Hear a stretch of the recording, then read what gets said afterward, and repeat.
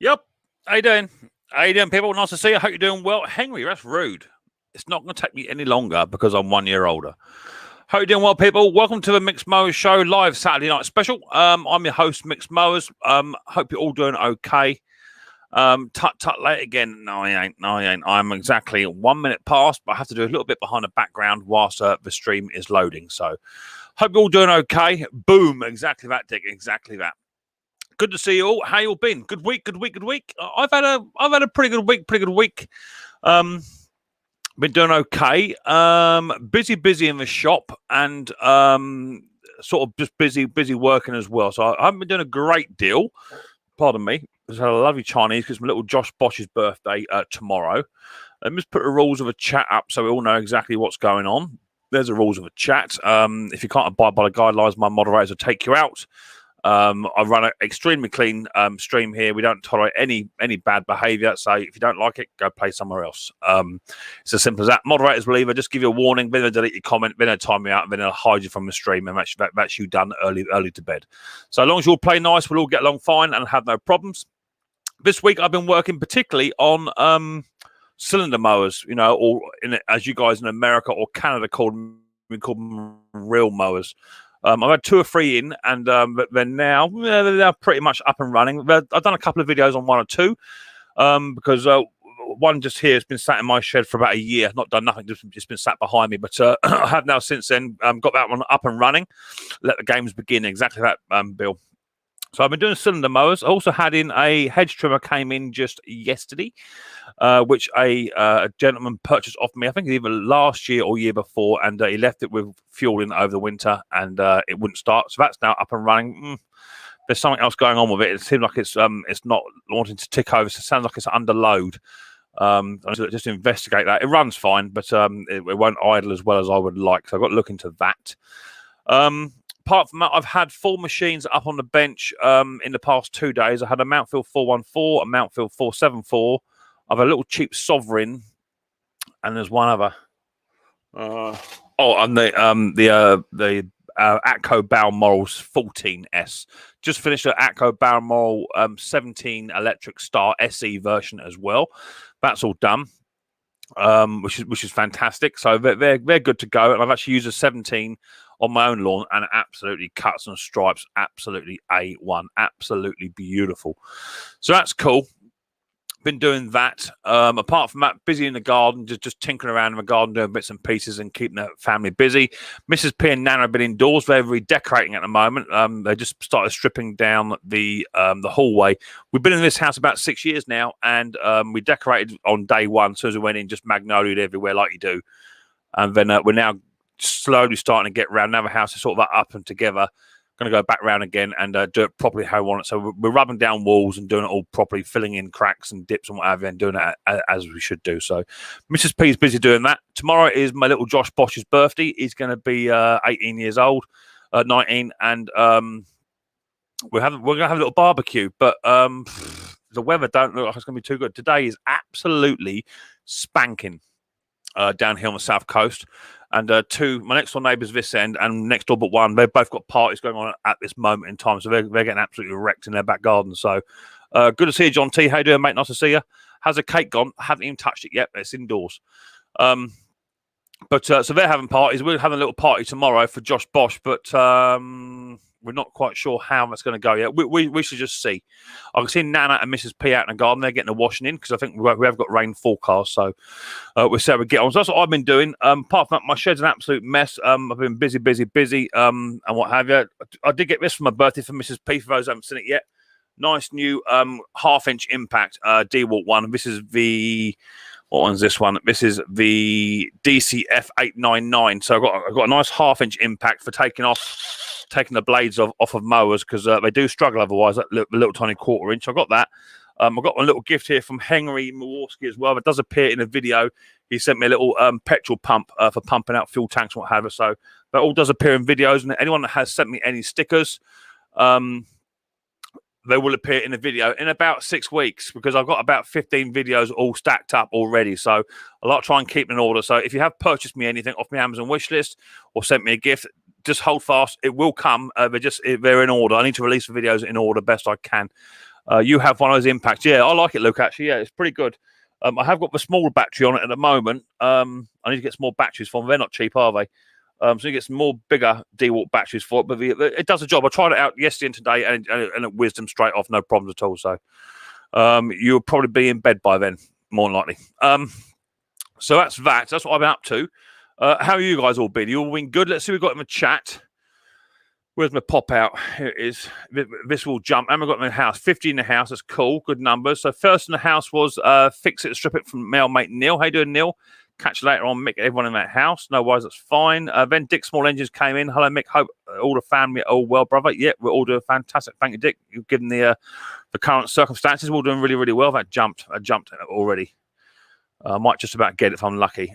Tinkering Taylor's next in the house. How you doing, Ned? Nice to see you. So's Andrew Throne. Thank you for popping in, Andrew. Fun things to do. Text Sparky. I see your envelope turned up. Just the envelope, Sparky. That was inside a little tiny padded bag inside an envelope. So I don't know what happened there, mate. I send key rings, and generally they make it, but I don't know. Maybe someone had it away or got stuck in the machine, mate. No idea.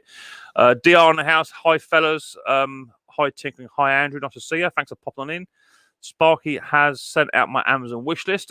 Andrew Fro saying hello to everybody. Hobby Motor in the house. Henry Morski in the house.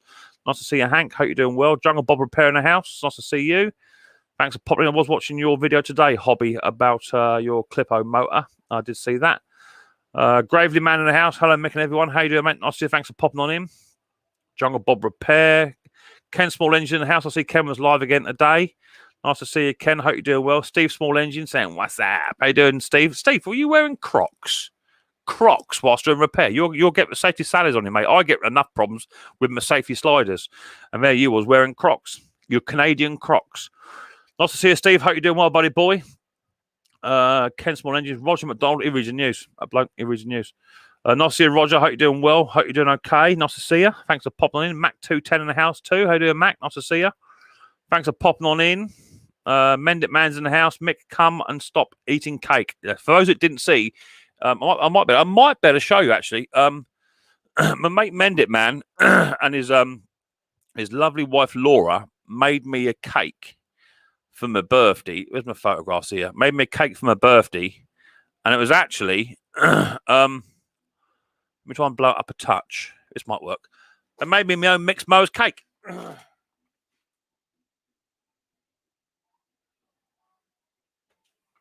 There it is. I haven't yet cut into it yet, but Riley boy did eat the spanner down by my foot. He ate that, but that was a real nice surprise. I was really, really touched. But they managed to make me a cake. It got here by Hermes, pretty much in one piece, all by my elbow falling off. That's all it was. But I glued it back on, and so yeah, that's waiting to be eaten. I did get free cakes because Mrs. P bought me one anyway, and then I got a friend of mine up in Scotland, Hazel. She's an absolutely fantastic lady.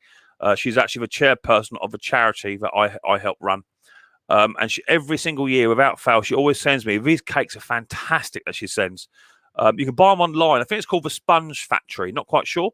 But you buy it online and you get 12 or 14 slices of cake. But every single cake slice is different. So you get your apple crumble, you get your Victoria sponge, your red velvet, your chocolate fudge, your carrot cake. Every single slice on a cake is different. That's absolutely spanking. So she sent me one of those. So I had two cakes. And then lo and behold, that one rocked up from Mend It Man and his lovely wife, Laura. So thank you very much for that. I was really touched. I've yet to eat it. I don't even know what cake it is yet, whether it's chocolate or sponge or Victoria sponge. Got no idea. We'll find out. Pete Froud in the house. How you doing, Pete? Nice to see you, mate. Hope you're doing well. Thanks for coming in. Jungle Bob, done you already. Dick Small Engines. I'm one bed down already. Oh my God, Dick, it's gonna be a bad night. We'll see how Klaus gets on, eh? Ken Small Engines, Dick's, Ben's watched some late. I wasn't late. Hi, Liam. How you doing, mate? Nice to see you. Hope you're doing well. Mike Showers. How you doing? Showers. How you doing, mate? Nice to see you. Hope you're doing okay. Thanks for popping on in. Nice to see you. We've got Ray in the house too. Hello, Ray. How you doing, buddy boy? Nice to see you. Thanks for popping in. Bama Mud Mows. Hello, Doug. I was watching your video the other day, Doug, on your mud mow that you're doing up. I see that. I'd love to see you put some videos out, Dougie boy. I've not spoken to you for a little while, Doug. We must be due a FaceTime at some point. DK Tractors. How you doing, mate? Nice to see you. Hope you're doing well. There's John. Hello, John. You're back, are you? Regards to nice to see you, John. John was blocked for some reason. I don't know what happened, but one of my moderators must have blocked him somewhere. And he emailed me yesterday or day before to see what was going on, so I've unblocked him. I don't think he did anything wrong. I think he just it was a trigger happy mod. I think what it was. Simply Small Engine Repair in the house too. Hello, Mark. How you doing, mate? Nice to see you. Hello, Bill. Nice to see you. Is Liam. When are you sending me that fuel tank, Mick? I forgot. I forgot, bruv. Okay, I'll send me another email, mate, please. I forgot. Sorry, buddy. I am really, really busy. Send me another email just to remind me, because I will forget. I've got loads here. And I did my email for my stickers just yesterday. Here's my email, mate. Buzz me another email with your full address on it, and I'll go through it again, mate. I do apologise. Sorry, buddy boy, but you have to appreciate. This isn't my job. This is just a hobby. So, doing YouTube videos and repairing lawnmowers, it's just a hobby. And I've got a full-time job on nights, plus I'm a full-time dad as well. So, forgive me. I will get it out to you. Send me another email, mate. I completely forgot all about it. I did forget. At least I'm honest. Roger McDonald, he reads the news. Peter Smith in the house. Sent some Rockwood, Mick. Oh, pull cord. Cool. Fantastic. Cheers, buddy boy. Cheers, Pete. Much appreciated, my buddy boy. I do like some Rockwood. I did buy some the other day. I did buy some, but I go through it like anyone's business. Most of my mowers are fully serviced as well, so they all have Rockwood is pants. Look, you're joking. You are off. You've been smoking something weird, Dick. I'm telling you. That Rockwood is absolutely fantastic stuff. It's all I use. I don't use anything else. And I've sampled some pull cord stuff, and that's going for review. And just request this review quick. I can get rid of it in. I've sampled some other stuff, and that other stuff is really, really poor. But I find the Rockwood is a really good high nylon material, and it does a good job. Liam was deleted by Dick. When are you sending that tank, Mick? I need it. Yeah, okay, I appreciate that. I will get it out to you. Send me another email, mate. Has a cake gone? No, it ain't. I got your sticker, Andrew. Cool, that's good. Stefan in the house. How did Stefan make that jumped again? Where are we? That jumped. Can hear music. Can hear music in the background. A lady in the house. How you doing, honey? Enough at the moment. Yeah, they've gone a bit quiet, but to be fair, I have had my foot off the gas a little bit. I've been a bit busy. But I've got about another 6 or 8 done this week, so happy with that. Mick, when can you send me a fuel tank? I'm waiting for it. I need it bad. Yeah, that's the third comment. Yeah, I will send it, mate. No worries. Kevin, how you doing, Kevin, mate? Kevin Island. Hope you're all doing family well. Yeah, we're good. Thank you, mate. Cheers. Thanks for popping in. Have one of them, Mick. They are great. Yeah, they are. We've got Boats in the house too. Hello, Boats. How you doing, buddy boy? Hope you're doing well. We've got Mick in the house. How you doing, Mick? Nice to see you. Thanks for popping on in. Steve Small Engine says, I love cake. You are not alone, brother. You are not alone. I've had enough bits of cake last my lifetime at the moment, but I need to eat Mendit Man's cake. I need to get through it. Breezy's botch up in the house. How you doing, Breezy? Oh, I love a slice of cake or 10. Yeah, exactly that. I'm a bit of a cake guru when it comes to cake. I do love cake. Who else we got here? We all like a bit of cake. We do, John. We certainly do. Lord, my lady saying hello to everybody. Whoop, that jumped again. There it was. Pull cord, yes. Plugs, no. Yeah, exactly that. Yeah. No, just pull cord, Dick. Yeah. I only really use Champion NGK as my main plug source for what I use, or use the overhead valve Briggs ones, which are actually a Champion. Micks Mowers in the house. How you doing, Rick? Gavin in the house too. Gavin Kelly, how you doing? Nice to see you. Thanks for popping on in. I love your vids, says Liam. Fantastic. Thanks for watching. Mason Fox. Hey, Mick. Hey, Micks Mowers. Do you have any sticker? You're on a sticker hunt, are you? I don't know, Mason. No worries. Dick Small Engines. You're chatting. Rick's Lawnmower Lady. Andy in the house too. Hello, Andy, mate. Nice to see you. Hope you're doing well. Rockwood makes decent stuff. Yeah, it does. Yeah, but Dick would disagree about the spark plugs. But we're all entitled to our own opinion, people. Right. Now, before we go any further, let me get the pop-out chat back up. I'm not gonna push on this too much, okay? I'm not gonna push on this too much, okay? But this is quite serious. There will be a certain somebody who won't be in the panel tonight. He may not be in for 2 or 3 weeks. I'm not quite sure. And he has given me permission to discuss it, and that is our mate Brucey boy at Bruce's shop. He lost his dad, I think yesterday with our time. He lost his dad yesterday. I did get an email from him. He said I do have permission to discuss it. Where's my email from Brucey boy? It came this morning. It came very early this morning. Here it is. It came at 01:47 this morning. Hello, my dear friend. It saddens me deep. Oh, that's me. Hello, Mick and family. My father, Robert Lloyd Pender, passed away at about 2:40 p.m. today, June the 25th, and we're 26 now over here. I will explain later. You can talk about it on the stream if you wish tomorrow on the live, but I won't be participating. Your pal, P.S. Bruce, and hope all the family as well. So, can you all do me a favour? I don't want to push too much on it, right? Can you all do me a favour and go on to Bruce's channel, right? Go on to his latest video. Let's just find out which one it is, so we're all sitting off the same page. He may be watching, he may not be watching. You know, he may be busy. Let me find what video it is. Skip that trial. I want adverts. Bruce's shop is in the search. Right, Bruce has put a video out. His most recent video is Craftsman Dust blocker mower. Many issues. Okay, that's his latest video out 4 days ago. Okay, can someone please run that video link in my chat? It's Craftsman Dust blocker mower. Can you run that video link in my chat, please? One of my moderators. You'll find it on Bruce's shop. Okay, and I want everybody to leave my stream. Go over to Bruce's and just put in there, we are thinking of you, Bruce, or something along that line. Much love, Bruce. You know, whatever you want to put, just put it in the comment section and just bombard that man. There's 65 people in this house. I want everyone to go. Everyone. So there's a link. Ben's workshop has just put the link in there. Go and hit the link. Leave my stream. Go and see Bruce. Just leave a comment and say, Bruce, we're thinking of you. Okay, everybody. You can let them know you come over for Micks Mowers live stream if you like. That's up to you. I'm not after no thanks for that. Just I want everyone to go. So I expect my numbers to drop dramatically. Okay. And when you're all done, come back. Okay. Go and do it. I'm not doing nothing else until we go and do it. Simple as that. I'm doing nothing. In fact, I'm going to do it myself. So whilst I'm doing it, you go and do it. All right. Nothing else is happening on the stream until it happens. I'm going to put hashtag we love Bruce. That's what I'm going to put. Okay. Hashtag we love Bruce. Right? That's what I'm going to put. Hashtag we love Bruce. That's what I'm going to put in there, okay? So off you'll go. Go and do that and give me a thumbs up when it's done, please. Because he's a massive, massive, massive supporter of all channels. And he demands so much respect. And that man, you know, Bruce he's not a young chicken, but he is, you know, he's just lost his old man, and that must be tough. I have yet to experience that. Mrs. P has already experienced it. She lost her dad some years ago. So go over there and show the man just some respect. That's all you got to do.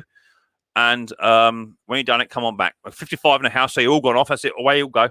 Nothing else has happened until it's done. I want everyone over there. Go and do it. I don't do nothing else until it's done.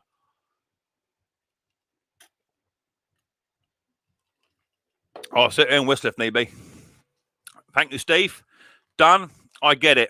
There you go. You understand, all my lady. Exactly that. So my Mrs. P lost her dad some years ago, and there's not a day goes by.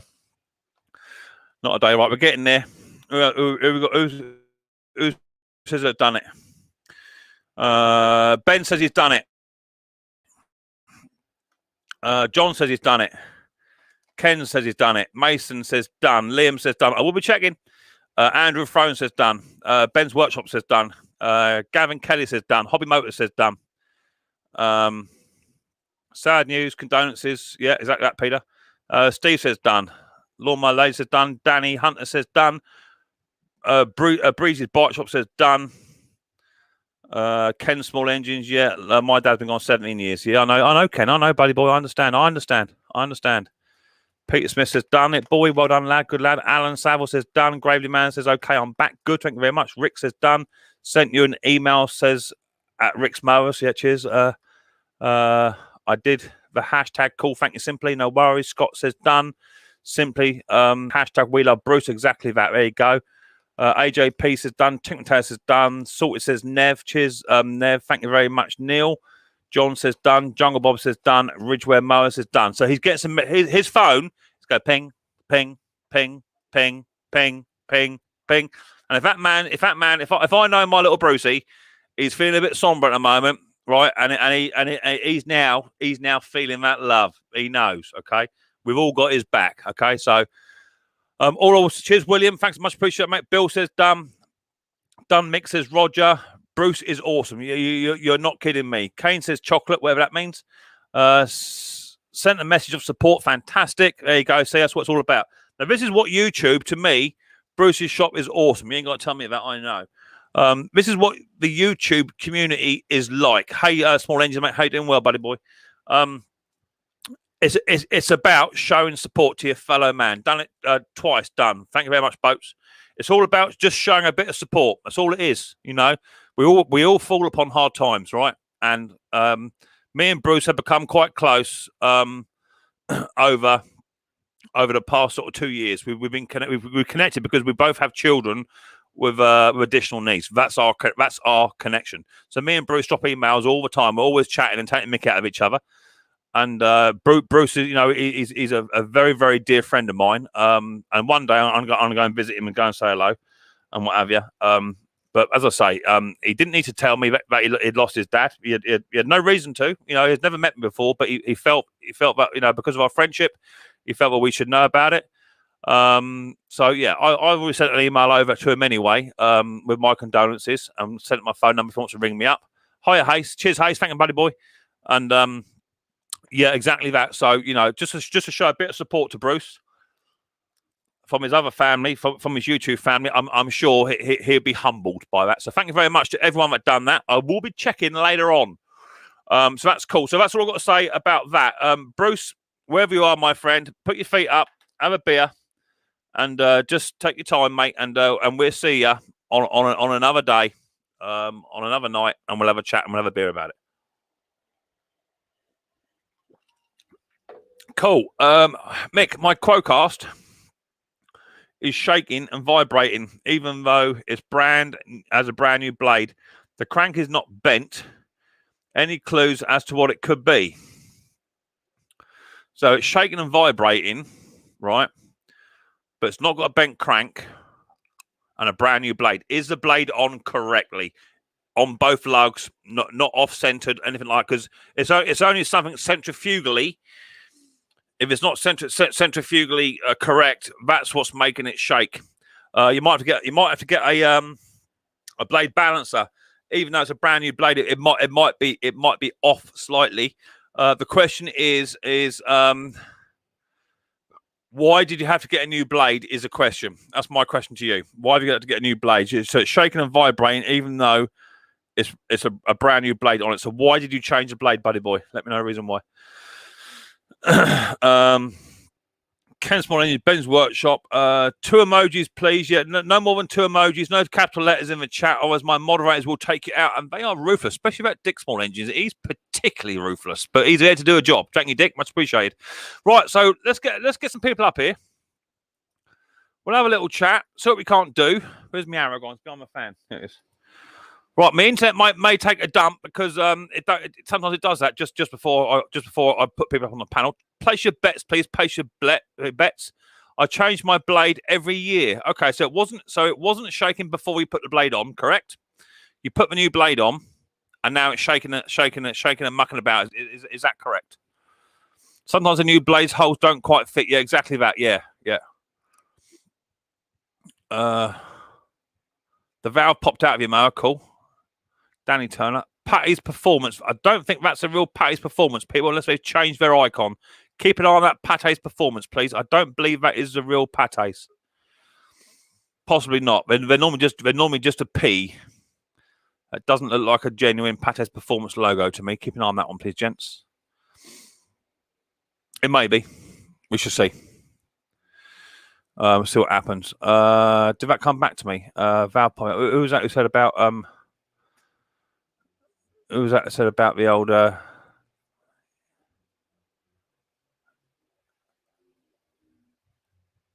there's Patty's Performance there, see? There's another one there. Laugh out loud is just 1p or 1 pate. Okay, that's fine. It looked a little bit yeah, Yeah, no, I know, Dick. Exactly that, Dick. Yeah, I know. Yeah, no, exactly that. Yeah. So, do that bloke about the blade? Well, who was it about the blade? Change the blade every year. That was Danny Turner. Danny Turner, thumbs up. So it was fine. Okay. So logic says, let me bring some people up quick. Logic says if you had a lawnmower but didn't have a blade issue or a vibrating issue before you installed it, you put a new blade on and now it's shaking your fillings out. There's something just wrong with that blade. So it's got to be either out of alignment, not quite kissed down right, or the blade is severely out of balance, something along that line. So you got to investigate the blade. It's a blade issue as far as I'm sort of concerned. Hello, gang. How you doing? Hello, Nick. How you doing? Hey. Let me turn you up, Klaus. You're a bit quiet, my old fruit. I am. You are, baby. I can barely hear you. Can you hear me? Okay. Oh, I can hear you. Thunderbox ears. Can hear you. I'm only on low. Don't worry about it. Yeah, I can hear you. Yeah, you're a bit quiet, Klaus. I am. Is it better now? Hello. That's better. Yeah, that's much better. Cheers, everyone. That Impact is a nice piece of kit. Yeah, nice new Impact. Look at that. Check me out. That's good. Is that the 3 amp or is it 5 amp batteries? Oh, I don't chuffing no. 18 volt, 1.5 AH. Yeah, that's not too bad then. Yeah. That'll be right. That'll do a job. And I've got my pump. I've got my pump, Henry. Yeah, huh? Well, wait till you get to use it. It's great. Well, I will say, when I got out of the box, I wonder what you have sent me. Say again? It's got one of them, you know, I just thought, hello. Is that the battery operated one? Do it yourself enema kit. Is that the battery, Henry? Is that the battery operated one? Yeah, it is. Yeah. Yeah, that's a good one. That. Yeah. Yeah. Yeah, I've got to figure out how to use it yet. And we use it to transfer water to the ice machine. We use one of them. Yeah, I'm just using it for petroleum. Thank you for your support the other day, Mick. Wait, let me get me other chats up here. Where did my Hayes boys go? There we are. There. Thank you for your support the other day, Mick. We really appreciate it. That's good. No worries, mate. That's fine. You're awesome too. I was in my basement. That was a good video. Self-propelled. Right. Say again, Henry. I said that was a good video with Hayes and you. You know? Yeah, well, he asked if I'd go up and have a chat and have a natter because it's their first time in doing a live stream. So I thought, yeah, I'll go up there and say hello. Of course, well, yeah, no worries. Yeah, it was fantastic.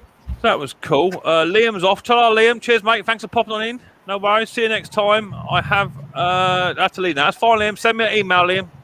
Just remind me. So yeah, unfortunately, a bit of sad news at the beginning of the stream with old Bruce's old man. Yeah. I did suspect it, actually, to be fair, because he wasn't on the stream last week, was he? Right. No, he wasn't. He come into the office the other day, and then I hadn't seen him after that. I thought there was something wrong. Yeah, a terrible shame, but you know, you got to show your support where you can, and that's what I do on your Micks Mowers show, is try and show as much support as I possibly can to everybody. Yeah, definitely. Because there's times when we all need someone to lean on, you know, and sometimes in life you can't even lean on your best mate, on your partner. You can't lean on them because they're going through the same thing you are. So, you know, sometimes you've got to lean on somebody else. You know, a bit like when Ken goes to see you, Henry. He leans on you for support when he needs lunch. You know, Dinner. Lunch or dinner, yeah. Well, I got to head up there for more Chinese. I had a Chinese just now. Just finish the Chinese. We just had pizza. Well, we've got next door here. Their daughter's 50, and over here someone else's birthday, I think. So we've got two parties going on tonight, two separate houses. We're all playing different music. It's great. You would have thought we're just banging each other's door and just have one big party, but we've got steps, and then we got garage house over here. So what's going on? Sounds like a good night. It's all getting a bit confusing. So what have you been up to, then, Klaus? I see you did your Calippo mower. Now that's a bit unique. Very much like the Hater, but just upside down, backwards, and painted different. You're muted. Unmute. You're muted, Klaus. Amateur. There you go. Oh, yeah. There we There you go. go. How many beers? How many beers? Plus? I did the clipo. It looks like you might be seeing more of them, Mick, shortly. I saw Right. Husqvarna is they're rebranding them in their own name, painting them orange, and they're going to be sold as commercial grade lawnmowers. Nice. Okay. If you go to Husqvarna's UK homepage, you'll see it's there. It's a nice, strong-looking mower. You know, I mean, beefy. I mean, these things will run for 30 years if the Yeah. engine lasts. I mean, Blimey. yeah, and it's good quality aluminum. They've always been commercial grade. They've always been, Yeah. 20, 25, 30 year. They seem to be. They seem to be very, very similar to the haterette, in my opinion, in the build quality. In that sort of system, without a doubt. But the problem is, of course, is that the PTO comes out the side. Yeah, and that's an issue. I mean, they haven't made them with the PTO brakes for, I don't know, 10, 12 years, because you can't get them anymore, and that's a bit of a problem. The haterette you're talking about is a GGB product, and they do look similar. They're not. Trust me, they're not. It's very different. Even though the GGP product is good. I mean, it is, but it's not the same. Okay. So how was everybody's Father's Day? What? How was everybody's Father's Day? Drunk as a skunk. Upside down. I'm kidding. It was good. It was good. Yeah, I had a good one. We actually don't celebrate it on the same date as you guys do, but it was good. Yeah. Yeah, I had a good one. I got a massive big, because I'm a bit of a pick and mix, chewy, sweet freak. I am. And my oldest boy bought me a big kilo bag. Oh, blimey. They've gone. They didn't see the day out. They were gone. I smashed them in pieces. And then I got loads of cards. And Riley boy got me a big selection box of chocolate. I'm a sweet tooth guy. He got me a big box of selected chocolate. I come downstairs. Mrs. P's eating half of them. She got up during the night and she had half of that lot. I shall remember that. Yeah. When is Mother's Day, you know what I mean? So Lawnmower Lady says her Father's Day was a bit sad. I do understand, Lawnmower Lady. As I said, my Mrs. P, she lost her dad. We've been together 6 years now, so it's got to be 8 years ago. And she had a lot of issues when I first got with her. A lot of issues with regarding her dad. In fact, she hadn't even been to her dad's graveside in 2 years before I got with her. So that was something I made sure she'd done. But she's getting through it. She's getting through it day by day. Every Father's Day is always a killer in our house. We know it is. Hang on, I'll be right back. My son decided to open up juice and spill it all over the floor. Ah, fantastic. Yeah. Fantastic. Yeah, definitely. All right, Tim. Like Henry's yakking off screen. I'll turn the mic off, Henry. So some years I don't like to celebrate Father's Day because of Mrs. P. You know, it can be difficult, but she goes out of her way. She gets the cards in or what have you, and she does her bit. Bless her heart. She takes it on her chin and she gets on with her day. Mick, make Hayes a mod. Hayes wants to be a mod, does he? Can we trust him? That's a question. Can we trust him? Hold on. He's a dealer, isn't he? He can afford it. Yeah. You can't trust dealers, you know. There you go. Hayes. You mean stealerships? Yeah, those two. Yeah. Good one, that one, Klaus.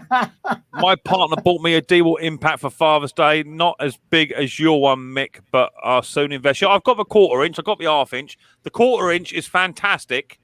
The bit too powerful number 3 setting for doing up your nuts and what have you. If you're doing your bits and pieces, a bit too powerful for that if you don't watch it. Number 2 is perfect. but number 3 is not man enough to take them blades off. So No.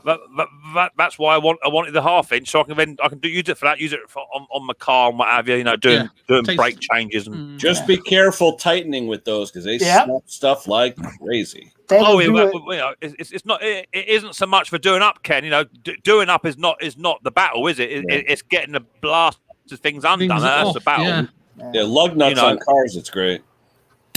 Yeah. So I've been doing that. So what have you been doing? What have you been doing, Ken? Have you been doing much?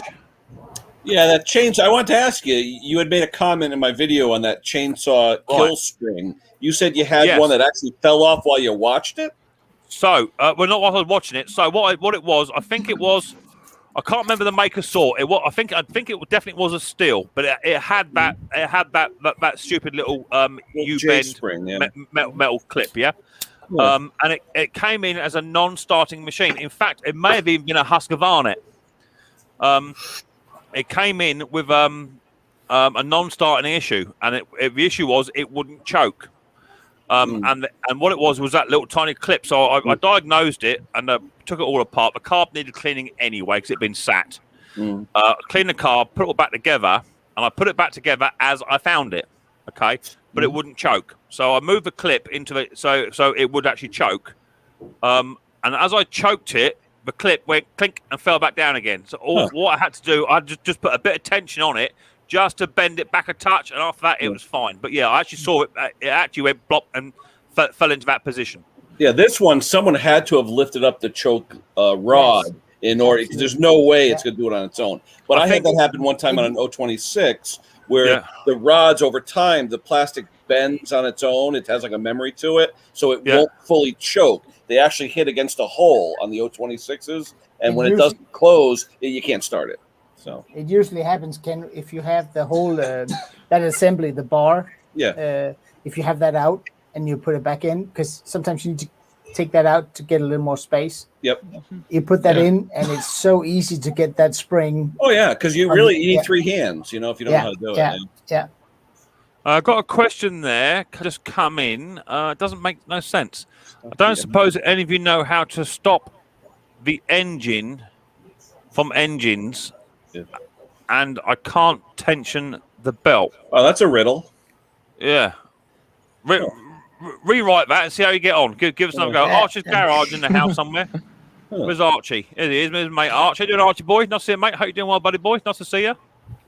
You're talking about the impacts, Mick. I went yesterday. I bought another battery. I had a Milwaukee palm sander. I sanded my deck and got it all ready for stain. But I just noticed the smaller tools, like the Milwaukee M12s and some of the smaller voltages, they're more expensive than the bigger ones. I couldn't believe it. Some of the smaller voltages. But if you can see the comment from Pate, I have the same. They're 3/8. The M12s are nice. Those are nice. I mean, that thing will take the head off a 3/8 bolt if you're not careful. I love the long ratchet style too. They look like a ratchet with the little battery on the end. Those are really nice to get in. I don't have one of those yet. I have a Hercules. Hercules Harbor Freight. Those are good. They're actually pretty good. Yeah. I don't think I'll ever going to use it on anything higher than number 2. To be fair, number 1 takes a bolt straight off. You know what I mean? And generally, it is, if I can get it off of a breaker bar, and I've got my my lawnmower blade removing tool that you clip to the side of a deck. Generally with that and a 1/2 inch breaker or 1/4 inch breaker, I can get it off in one go. So it is just literally just saving time just to whip it off. It's as simple as that. It's not. I use those like because I have an air impact one when I really need to use it, and that's mostly just to remove wheels. Yeah. Like from stuff, I have this trailer out here that has a big old air compressor on it. Stuff like that. Most of the time, stuff isn't impacted on so hard. Yeah. I think the main thing for me was that I was gunning it with my little tiny impact, and it wasn't moving it. So at some point, I'm just going to break my small impact. It's not designed to do the job. So just get something a bit beefier, and hopefully we'll have no problems. But it's not very often a blade is on there so tight you got to put an extension bar on the breaker to get it off. Do you know what I mean? So 9 times out of 10, that big impact will shift. You got to watch on those impacts. So once you put an extension bar on it, it kills the impact rating by like 50 to 70%. Yeah, it does. Yeah. Oh, so Minute Man said, I've actually had some blades that my impact the same wouldn't remove it. Yeah, there you go. It does happen. Who let this guy on the panel? Says pay his performance. What are you talking about? Oh, you're talking about the guy who gets the guy who gets the free mower and takes advantage of people? Okay. Yeah, that's I didn't even know that I was on the That's panel. I was reading the comments, and then he said his that. I second looked and I went, one. whoa, there I am. That's the second one that he's got like that. I could The just see first when one the was just customer watches this overfilled. video and says, "Oh crap." So got a question there coming. Hi Mick, any information on the new petrol in September? That's that new E10 stuff, isn't it? Over here we're having. Ooh, stay away. Yeah, we have that too. Well, more work for you because it's going to kill all your rubber. So Yeah, it'll make more work for us. yeah. All right, Yeah, Steve. I mean, hi Tim. You know the issue is that the machines are still going to run on it regardless, right? Yeah. But They'll run fine. They'll run fine. you know, and they will run with no issue. The issue is going to be is that like Ken said, it's going to absolutely annihilate all rubber components. Especially stuff like the TP motors with the little tiny rubber O-rings in the emulsion tubes, things like that. It's going to absolutely kill them, you know. So your best case scenario is to go and buy pre-mix. Maybe that's the way you might have to go. Yeah. If you keep it in a can, though, shake it before you use it because it will come out of suspension sometimes. Yeah. Hey, I got a question. Mick or Steve or Tim, did you guys get my stickers yet? Yep. I've I did. I've done a video. It'll be out in around about 6 weeks time. That's fine. I've done the video today, so yeah, I've got about 15 And videos Sparky. already lined up. So yeah, Sparky, did you get the package from Mick? Oh, that's another story. Don't Andrew, go I there. haven't received the sticker yet. Show them the envelope, Spark. So I sent Sparky the envelope about 2-3 days ago, and I put it inside a little tiny bubble wrap packet bag, you know, the small ones you get. I put sellotape around the envelope, and that's how it turned up, like that. Yeah, that's how I believe someone else sent mine. And Ken's I gotta resend Ken his stickers because his package came back to me. Did it? Yeah, I just got it in the mail. So. It might have been. I'm wondering because, the magnets. If the magnets. yeah, I think it might have today. gone through a sorting machine.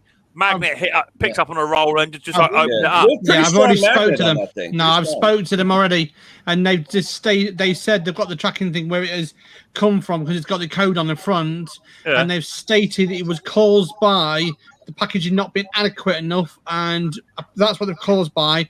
But I said you can't blame that; it's blame your machines. And I said, would a magnet do it? He said, no, we have hundreds of magnets going through every day, so it's nothing to do with that. I said that's fine. Well, I think someone thought it was a coin or something. And I knew it had a magnet. Two. I think it had two magnets in there actually. Yeah, together. Yeah. And because of that, I put it in. I had a little tiny padded bag, a bit like you get in the old carburetors, you know. Yeah. There you are. So the lady was probably thought it was coins. It was worth something. So they same as that. That's what I put it in. Yeah. Same as that. That sort of thing. Yeah. A little padded doodad. Yeah.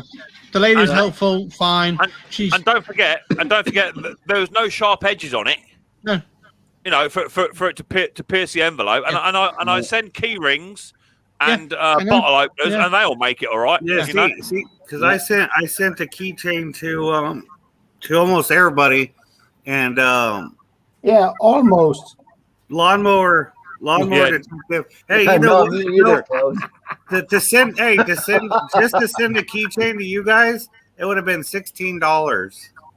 Yeah. Just a normal package, 2 pounds or less is $26 from here. Yeah. So what I'm gonna do is I'm gonna put a bit of money together, and I'm gonna try and look on the internet, try and find some more bits and pieces like that, because that's what I needed. But at the end of the time, thank you for what you did. It's just one of them things. It's what you call postal fate.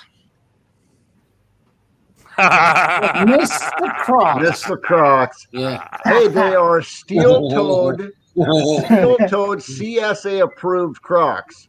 Did he have them? Did you have them in 4-wheel drive mode? I didn't even see them.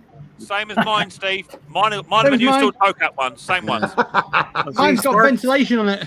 Yeah, Sparky's is not in 4-wheel drive mode though. Mine's got ventilation. Yeah, I think James wants to come on the panel, Mick. Who does? He For said, a little James one. Hayes. Yeah, there is always James. Oh, no, there's always room for a slim one. Who are you going to bring up, your mate?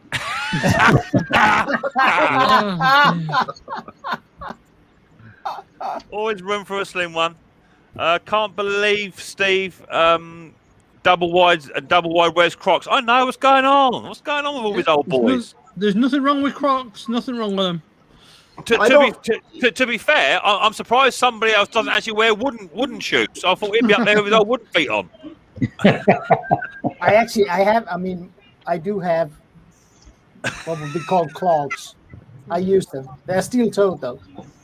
I don't know how Jason can take the mickey out of anyone, considering as last week he was up here with a wig on, and he's quite frequently seen in a pair of USA hot pants. So you don't wear Crocs in the desert over here because too much dust and cactuses will poke right through them.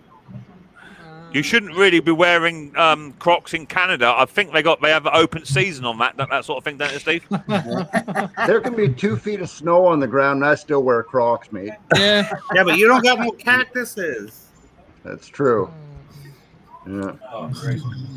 Clogs are really comfortable. Yes, they are comfortable. My missus, I bought one for her, and I got myself some clogs the other day. So, yeah, nice.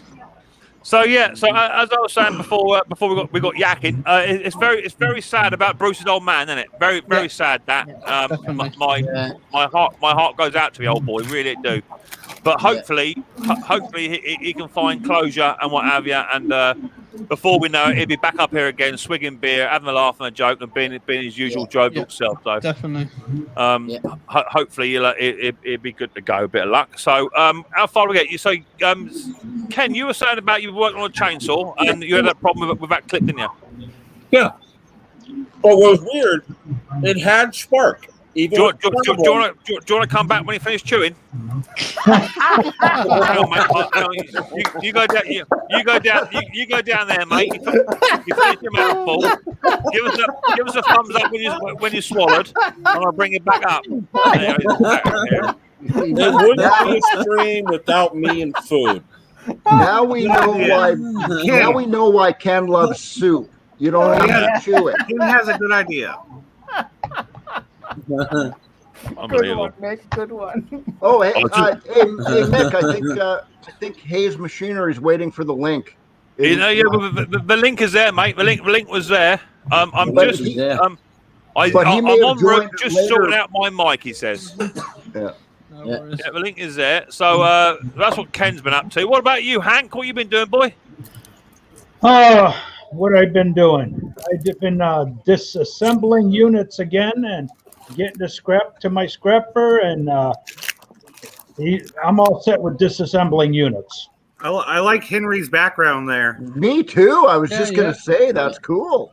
I tell you something. For a man who's been on my stream for about 6 months, first off, all you saw was up his nose. Then you saw across his tummy, and now then we had a high definition view of Henry's front room, and now we've got a brick wall. Henry, you're killing it.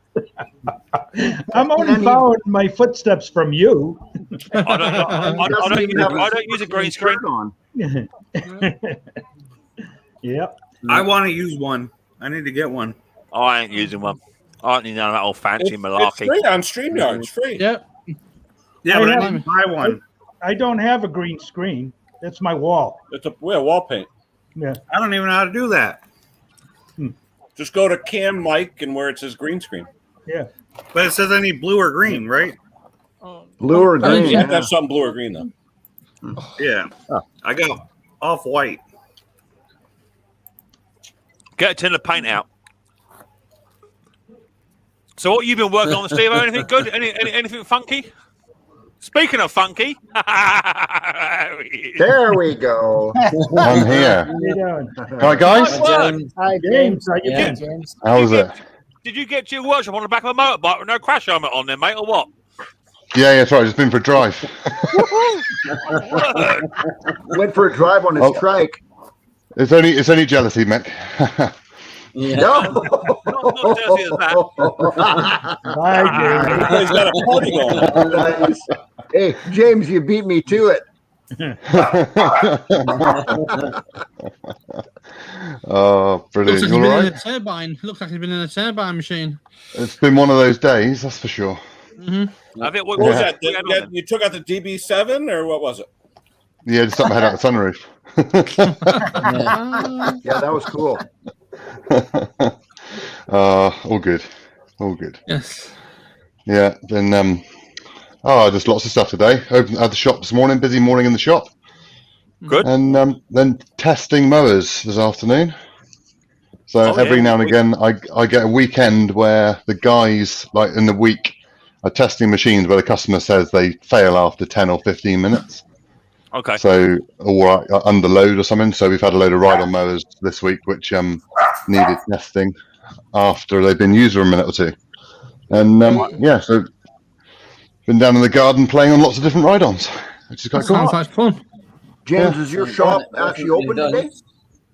Yeah, it's open this morning. Yeah, it's open between 9 and 1 this morning. Yeah, which is a little bit calmer for a Saturday. Yeah. So no, it's all good. All right. Yeah.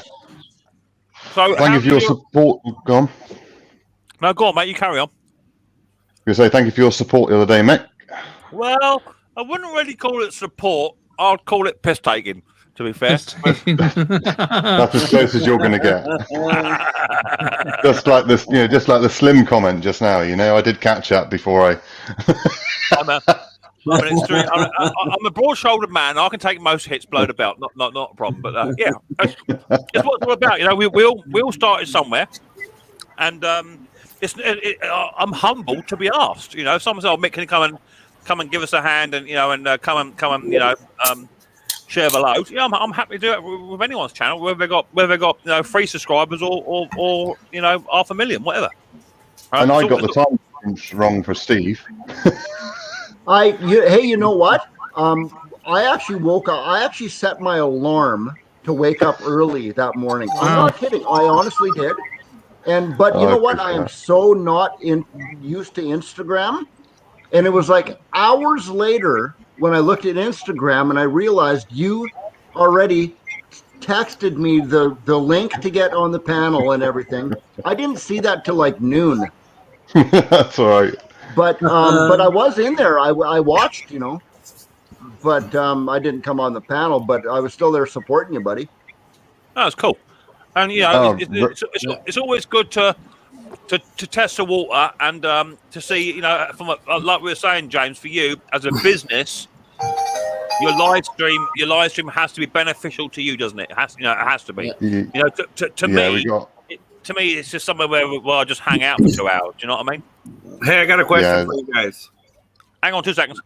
Okay. So we've got a big one coming up in a few weeks, big live stream. So that was just a practice, and I'm glad we did because our internet was terrible. So, but no, it'll all be right on the night, as they say. Are you going to do it at the same time, James? Yep. No, we'll be doing that about this sort of time on a Saturday night. Oh, beautiful. Beautiful for me. Mick will be at work.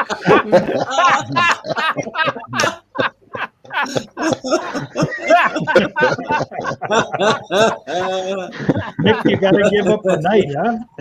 Brother, as I've said, I'm a big boy. I can take it. You want to come step on my toes?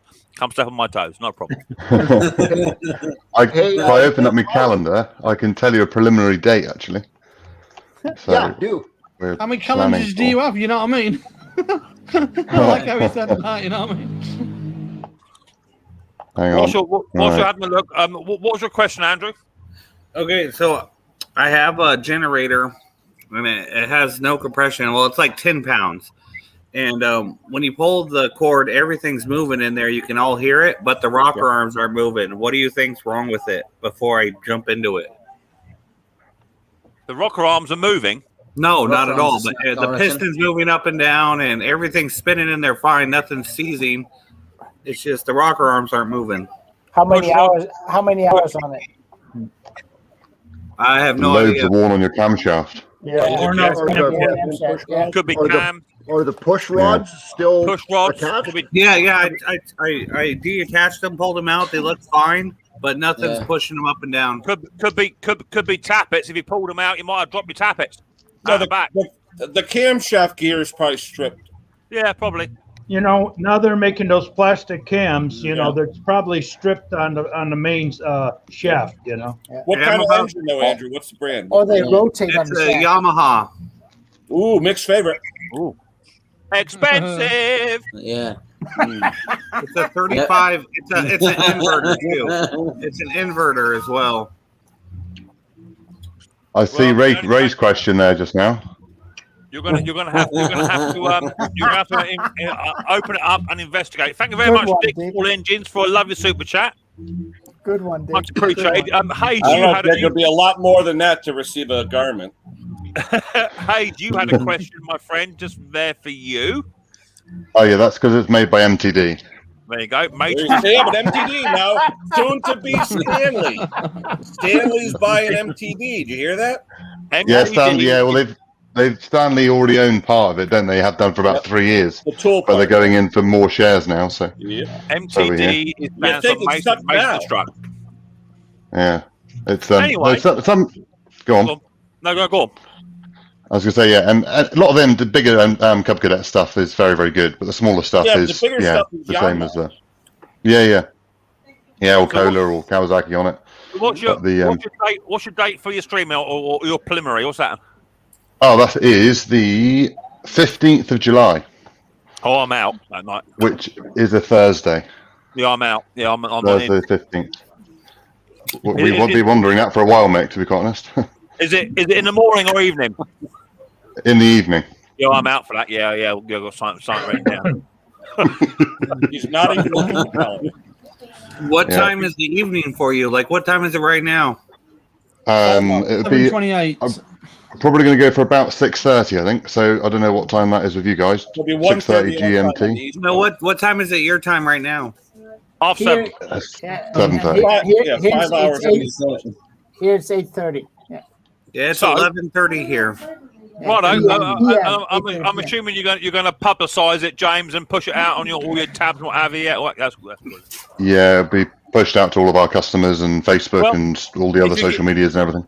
If you give me an email elbow, give me a wallop and let me know when it is and any details. I'll put it up on here as well, mate. You might get 1 or 2 come out of it. You never know. I've got 90 in the house here. Oh, you're a star. Yeah, I'm happy to help. Email. Godly man. Whilst we're subscribe to his email. Whilst talking about big events and people being jammy, did anyone see this man's video this week where he picked up a cheap blinking Husqvarna lawnmower? The Husqvarna? Yeah, there you go. Wasn't that the Screw Your Customer episode? Yeah. My Lord. Talk about, I'll tell you something. He wasn't a customer. If you fell in a bucket of...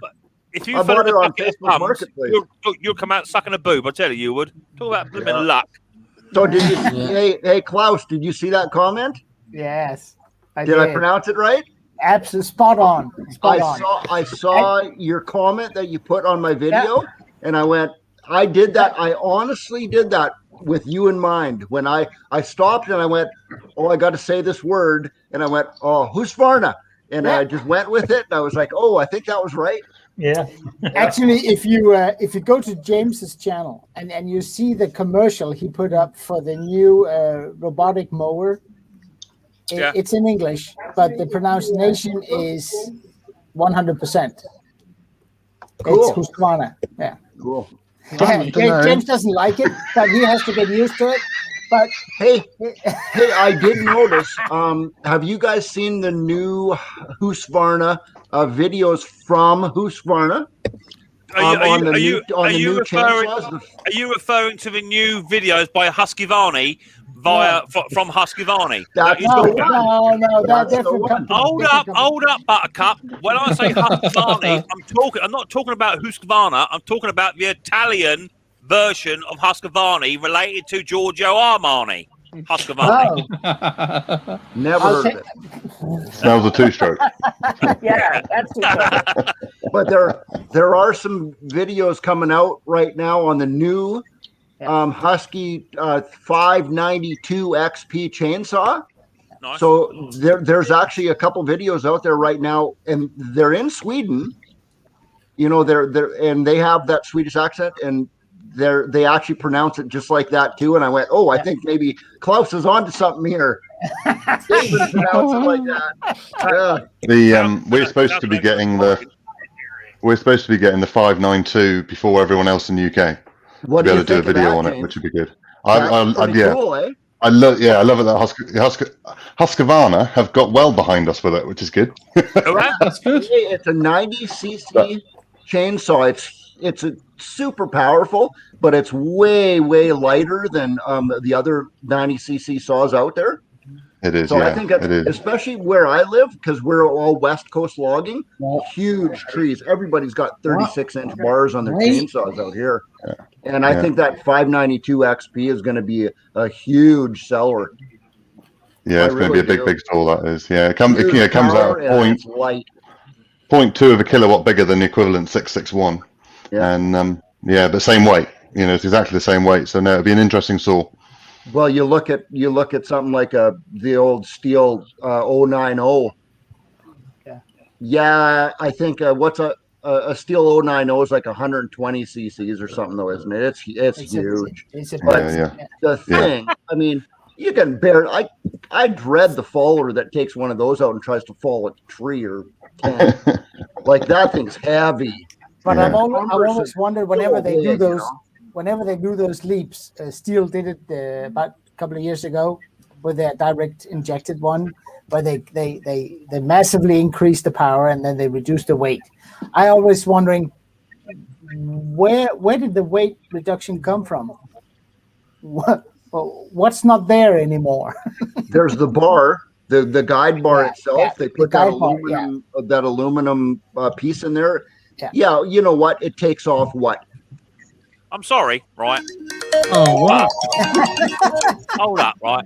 If we're gonna have Klaus come up here and give us all a right tell off about saying stuff right, and then Steve-O comes up here and says aluminum, it's going to be the same thing going to be happening, right? Yeah, aluminium. Thank you. Aluminium. I apologize. Just wrong. I'm bilingual, so aluminium, same old. Easy for you to say. I love it. Gone. I bought my pellet strimmer yesterday. Yeah, you say about Husqvarna, they are, Klaus. Yeah. Not pronouncing it properly. They've got obviously it's got auto tune 3.0 on this new saw they're bringing out. On the 592. Yeah, on the 592. Yes, yeah, so the new auto tune 3.0. But they call it auto tune. So it's no high speed or low speed adjustments. It's just Jawohl. So there's two saws are bringing out 592 and the 585. The 592 will be the auto tune XP all singing all dancing saw, but the 585 will be a traditional carburetor with adjustable ports on it. What carb is on it though, James? You know, one that draws fuel and air generally.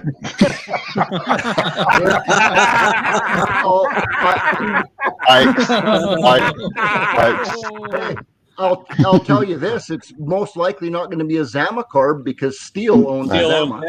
Yeah, it'll probably be with Walbro. Yeah, I expect it'll be a Walbro. I'm just saying, for that big of a CC, are they going to do like an HDC repop or something? You know? Yeah, quite possibly. I really wish a lot of the new saws. They can't now because of the emissions, but those old Tillotson carbs, you know, the carburetor kit RK23HS on all, like your Husqvarna 61, your 266, your 288, you know, all the old awesome saws, they all have that Tillotson carb on it. Yeah, you find those carbs, big bucks too. Oh, I've got two Tillotson HL carb. Yep. I got two cylinders here, Steve, both with the Tillotson carburetors on them, and they're on the TP engines. And I'll tell you something: the newer Crowcast type cylinder mowers with the standard auto carbs on are shocking. You get a Tillotson cleaned out just right, and you can tune it A1. They tick over like butter. Absolutely beautiful. But you're gonna pay the money for them because you can't get them no more. No. Yeah, we've got there's one on that McCulloch restoration I'm doing. There's Tillotson HL carb on that, which will be I'm looking forward to taking that one apart. But nice carby. I got a spare just in case the balls are up. You're gonna balls it up. That's the fun bit. Russell says, did Husky Varney do special spec order saws in the 80s? I was only about 10 years old, so I wouldn't know. You'd have to ask someone old like James. I think we worked out you got 8 years on me, Mick. eight stone, about 8 bloody years. Well, back then everything was metal too. Even the chain brakes, everything was all metal. Yeah. What sort of metal was it made out of, Ken? I think it's something that ends in "ium." Oh yeah, how'd you say that? Chinesium. Chinesium. Yeah, Chinesium. Okay, now it's time to stop all the swearing because we have somebody in the basement who swears like an absolute train when she gets going. Hi, Stella. Hey, Hi, Stella. Hi, Stella. How is everyone doing today? Well, we were doing okay till James came up here, but we are getting through it. I know. Now we're doing much better. I'm just going to get a cup of tea. Be right back. I understand. In my former life, we had a whole dealers, manufacturers. It was hard sometimes. I get it.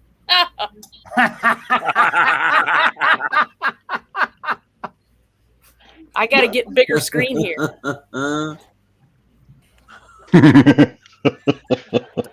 Oh, you cut me off just as I said I miss Stella. Wow, you have one of those t-shirts. Wow, you have one of those t-shirts. Yeah, I don't feel as hot anymore now. I've got such a big fan in front of me. Touche. That's awesome. Oh my lord! I guess they don't make them in my size, then, huh, Mick? No, we don't do them in marquee size. No. There you go.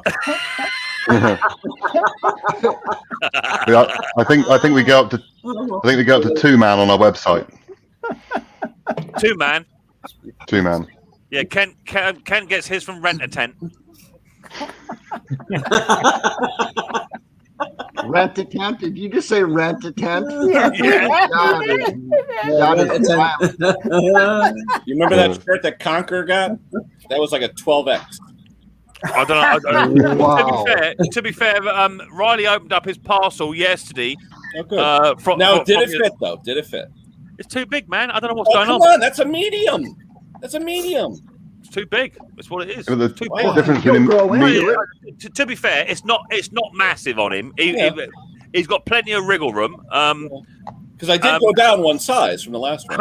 Hank sent me a T-shirt as well. That's in the video, and that's absolutely A1, perfect size. Perfect size. Yeah, but is it an American size or European? I don't know. I didn't check. There is a difference. There really, I don't know why. Yeah, I sent him. It was American medium, whatever that is. Do you know what, Ken? I think it can be sometimes just pot luck because I ordered T-shirts off of 2 companies for my own printing purposes. This company, T-shirt Studio, their sizes are absolutely bang on. I ordered off another company, same size T-shirt, and they're like 3 sizes too big. Yeah, it was the only place I could find that actually had Kinder on a shirt. I couldn't find anything. Did he actually like the shirt though? Do you like it? Oh, what have you got? What are you going to send me? Hang on. James, you're going to send me something. What you got there, James? Well, we've got these Segway T-shirts from our Segway quad bikes, which are Chinese made, and this is an extra large. Yeah, Mick, this doesn't even fit me, mate. But it's like well, I'm not doing it justice on camera, I think, but these are tiny. Yeah. Tiny T-shirts, but that they're is supposed to be skin tight, right? The way they roll them over there. Yeah, hang on, don't people in Devon wear tighter clothes? You know, Yeah. What's that bloke? Hang on, yeah. What was that bloke's name? Is his name David? So, David? Devon Wales way, ain't he? Yeah. You know, in that same Sounds sort of Welsh. thing. It's like a bicycle shirt where they wear them skin tight. That's extra large. Holy That's cow. not extra. That ain't extra large. That's about 14-year-old, isn't it? And I wear a medium, so they're Imagine tiny. if you're You walking. do not wear a medium.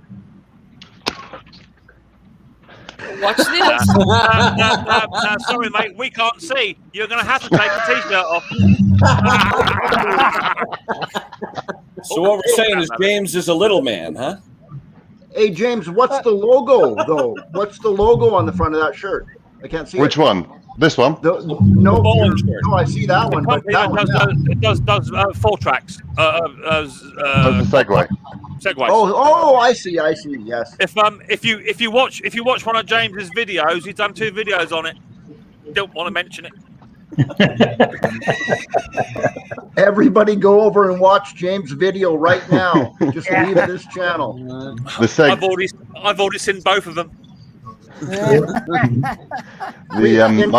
favourite one is the Segway video. Best video I've ever done. That is the Segway one I've done. Are those the Segways really with the big wheels, the stand-up, the gyroscope? You got to balance the thing, or is So this same- like the same company. Yeah, same company, but they've started a power sports range. So they've got an ATV, a UTV, or side by side, and then a sports UTV as well. And yeah, we were. Yes, yeah. Cool. Yeah, but only of the power sports. They don't. We don't have access to the battery motorbikes or the 2-wheel thingies and stuff like that. But so just the ATVs at the moment. But they're bringing out a hybrid version of a quad bike later this year. So, and we've got first dibs in the UK for one of them. So, sweet. Yeah. But the nice thing about it is we've got this, which is, hang on, let me find it.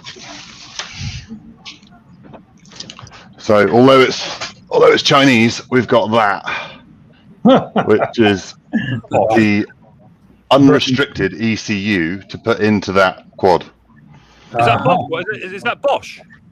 It's all the electrics are Bosch on it, yeah. Oh, okay. So you're saying you change that thing and it soups it up? Yeah, you got literally unrestricted on it, so it's going to be an absolute animal because it's already stupidly quick. So that's gonna, I don't know what that's gonna do. Probably kill me. But there we go. How many I'll enjoy doing it. How fast Make is sure it? the camera's rolling when you kill yourself. That's right. Our subscribers will go through the roof. James, I will come and video it for you. As long as he prepays your plane ticket, I'm sure. It's just a minor flesh wound. Just a minor flesh wound, yeah. Just a jab in the ribs. So we've got a question there. It says, yeah, let's look at that question. This fella here says, I think for what I can make of it, he's saying that his ride-on lawnmower is smoking. Is what it's smoking a lot. Any suggestions as to why it's doing it? Terrible habit.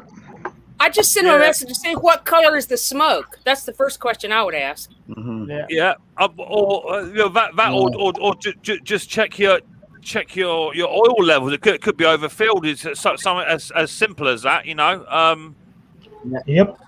But or if he was on an incline and got it inclined toward the muffler. Yeah, Stella is right though. We need when asking questions, we need to be a bit more specific. What color is your, or when did it start smoking? Has it been in for a repair and come out like it, or did it recently do it after you fell off of it, or too? He needs to check his oil level, and if that's good, then just start it and run it, and it'll all burn off. It's in its muffler. Just let it run for 20 minutes. Unless it's an overhead valve with a head gasket. Oh yeah, you're right. The head gasket goes. You're right. Absolutely. Yep. Did he tip his ride-on the wrong side to clean it? And a lot of times, Klaus, too, when the head gaskets start to go, sometimes it doesn't smoke for like the first 2 or 3 minutes until it gets warm. Then it gets gradually worse. Yeah. Yeah. So how you been, man, Stella? I've not seen you for a little while. Have you been busy? I've been busy in your shop. Yeah, I've been a little bit busy waiting for parts. Finally got the latest one is this old Craftsman transmission that had 0 oil in it. and it was running in either directions, and of course got all the Husqvarna replacement bearings for it. Nice. Nice. Did she just say Husqvarna? No, she did not. Are we going to have like a swear jar where you get a pound for every time you say it wrong? Yeah. I think we could do that. Right. And well, no. So instead of a swear jar, I'll just put my PayPal link up there. That's good. I would love to have $1 for every time somebody pronounces it still instead of steel. Yeah. Still, all the way. Or still. I know. Mr. Every single employee of Steel pronounces it steel. I'm not talking dealerships. I mean them. And one guy said to me, he said, we pronounce it Steel because that is how Mr. Steel himself pronounces his last name. Andreas Steel. Andreas, and he actually pronounces it Steel. Yeah, Steel. But it's certainly not still. No. Yeah. Russell asks, do Flymo still make Husqvarna parts? Flymo is owned by Husqvarna. Other way around. Yeah, it's exactly the other way around. Yeah. Well, I've seen stuff that says an Electrolux company. I thought there was one other. Is that just a USA thing? No, it's all the same. All the same. Yeah, we got Electrolux over here. American Yard Products, Electrolux, AYP. Yeah, they make for everybody. Used to, at least. Electrolux used to. I don't know if they do anymore, actually. I think AYP, after they got bought by Husqvarna, they sort of took over that deal, particularly in the States. Right. In Europe, we have a company called GGP, which makes a brand like Stiga. A lot of the UK brands that Mick mentions, that they are owned by GGP. Yeah. Yeah. So you have, I don't know if I think there's a third company. I've got a list here. You got a list? Sorry, Klaus. No, go ahead. I've got a list of brands which Husqvarna.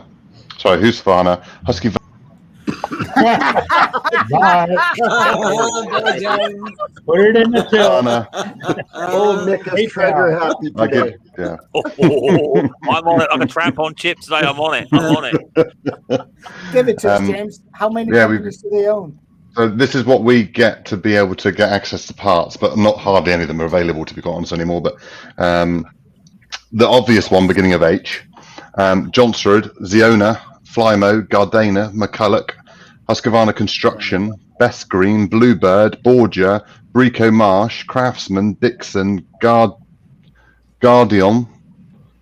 There's your favourite, Klaus, Clippo, Laser, LCT, Mr. Bricky Lodge, Partner, Poulin Pro, Poulin Erminator, Rally, Rato, Redmax, Centaurs, Snapper, which is actually owned by Briggs & Stratton now, but Husqvarna owned them for a while, Vert Louisa, Weed Eater, and Yazookeys.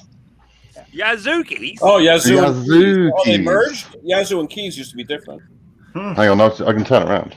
Actually, I'll just grab my camera. Yeah, I used to work on Yazoo mowers and Keys mowers. So that's the dealer site we've got access to. Oh, cool. So that's all of the. When we're looking for parts, we just click on the brand we want. Yeah. And then. Actually, is that something dealer only, James? Yeah, that's dealer only, that one. Yeah. Email it over, bro. Cool. Yeah, no worries. I'll send you the link. link send them the link, but don't give them the password. Yeah, there you go. Yeah, immediate. I don't need passwords. I don't need any of that. All I do is I just ring up Hayes Machinery. That's what I do. That's right. Every 15 minutes. In fact, I spoke to James' lovely wife the other day. Just the other day. Hello, darling. Hello, Laura. Nice to see you, darling. Yeah. I spoke to her. Yeah. Put out Mower Man's question. That's another Mower Man. It's not. I don't think it's original. I haven't write a complaint. Put the dipstick back on. That's good answer. Yeah, that's that'll do it. Yeah. Shooting out the oil fill hole. Only when it started. When your rings are gone, you have like a question in the crankcase. Bit of back pressure going on. You can obviously get a new seal for the bottom of the filler tube, can't you? So is it coming out from underneath the filler tube, or is it coming out at the top of the filler tube? Great question, James. Yes, I've seen those O-rings go before. I have one of those I replaced the other day. It's like a hat-looking rubber plug. Yes, that's it. Screw it in. Yeah. And then the plastic bit just pops into it, doesn't it? Got one there. Hi Mick. The small pink cog on my Web 14SK came apart last week. Thanks so much for the upload on your sim repair. Have to recommend Jap Motors parts. Wait, I just got one question, Mick. Hold on. What was the number, right? Web? What does it say, Web? Web. What does it say after Web? 17 You SK. said 14. You said 14. Oh, does it? You said 14. Sorry. Yeah, 14. 14. Takes once in a while, Mick. 14. There you go. Go in the corner. Go in the corner. Hey, Mick. But you do that a lot, though, Mick. You'll be reading something, and you'll say 25, and you'll say 32. See, you're getting old like Henry. Wait till you get to be his age. All right. Now let me tell you. All right, Henry, it's your turn. Take over. Everything we're giving away free today. I would kick you. Did Henry say he's giving away a 72-inch toolbox? Yeah, with the special cutouts inside. Last man standing. Free t-shirts for everyone. Yeah. Hey, I dare somebody to say the keyword. White Klaus. Tecumseh! Oh, that was close enough. Yeah, there you go. Oh, yeah. Looks like it's just me and you, Steve. All right. Well, everybody, welcome to the Steve. Now it's just me. Now it's just me. That's what happens, people. Start picking me up. My word, what are they all like? You're a bad bunch. You're a bad bunch. And I knew Stella would be the one to say that word because she's the only one that swears. Did you go to polish your Swede or something? Don't you worry about that, sweetheart. I'll come up to you and polish your Swede. You worry about that, Mel Cupcake. I tell you, because you never know when I'm passing. You never gonna know. Just don't do it this week because I'm hardly around. Don't worry about that. To be fair, James, I don't need you there, mate. Don't worry about James, it. you shouldn't have said that. It's fine. We're probably going to be a little bit short-staffed this week, so that'd be great. Yeah. Hey, James, right? Did you sell your tractor on the auction? Yes. Yeah, it did. Yeah, that sold. All right. Yeah, it got picked up, but within 2 days, picked up. Paid cash. Happy as Larry. Went away, bought someone else we had lying in the corner of the yard, which I'd reserved for Mick, but he gave me good money, so took it on. I would have given you nothing for it. Yeah, it didn't make quite as much as I thought it would, but I was well in profit. I think I almost tripled what I paid for it, so it paid for everything that it needed to pay for. So it's all paid for all the videos and everything. So yeah, how many bets did you have on it? I had 42 bids, I think, something like that. All right. Yeah, 140 people watching it. I was expecting about sort of 2, 3, and it sold for 1,900. So all right. Yeah, that's right. Yeah. Good one. Yeah. It was a nice tractor. I liked it. Yeah. It was cool. It was.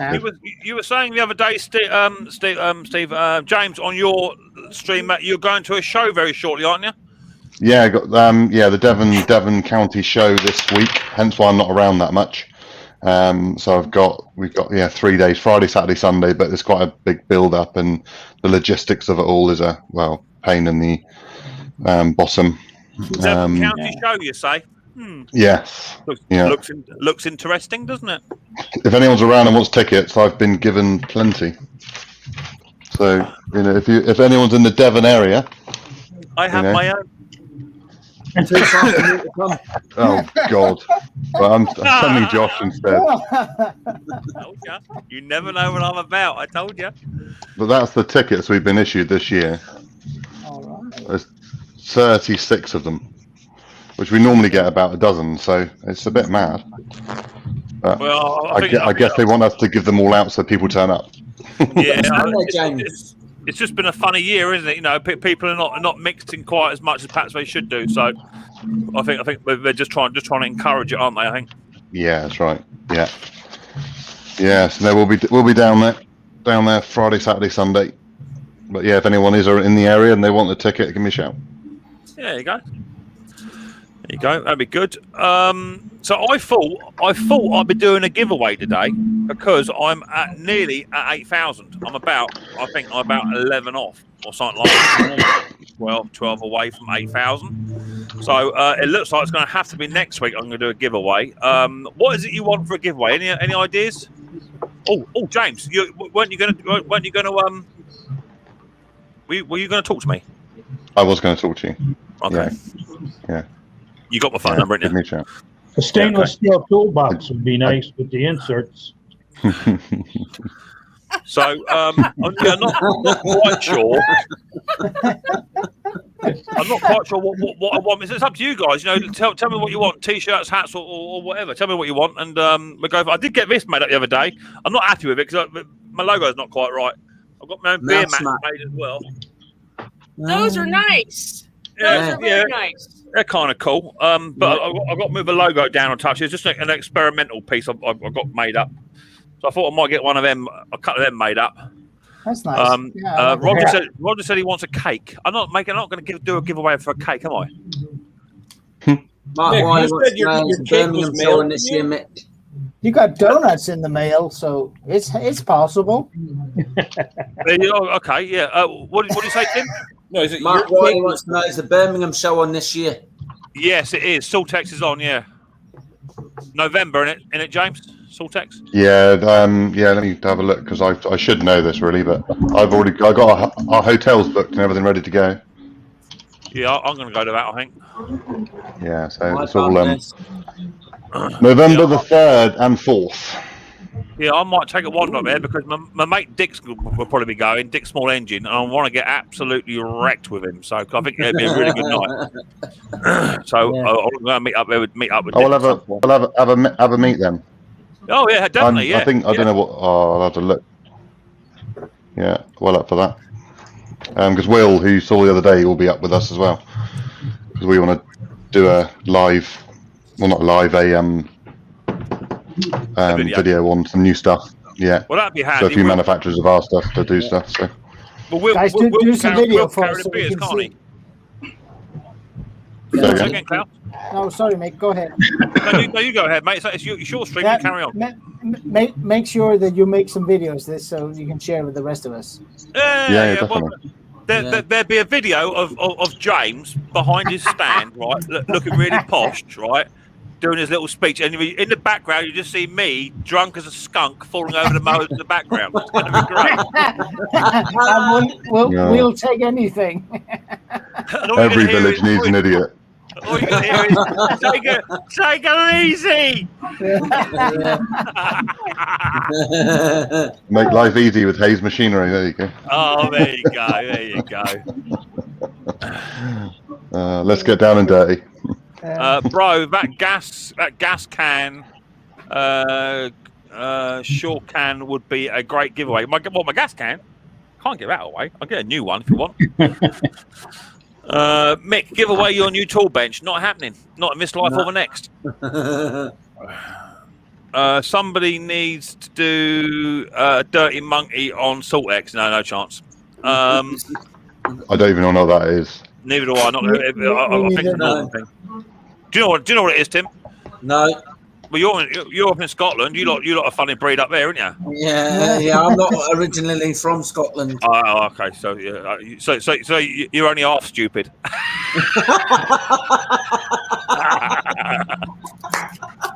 Oh dear, that's what happened. Somebody's doing a Stanley Dirty Monkey. Oh, that is. I've got no idea what that is. I don't even want to know what that is. Shall we do a guess what it is? Shall we do one of them? Yes. Yeah, go on. And then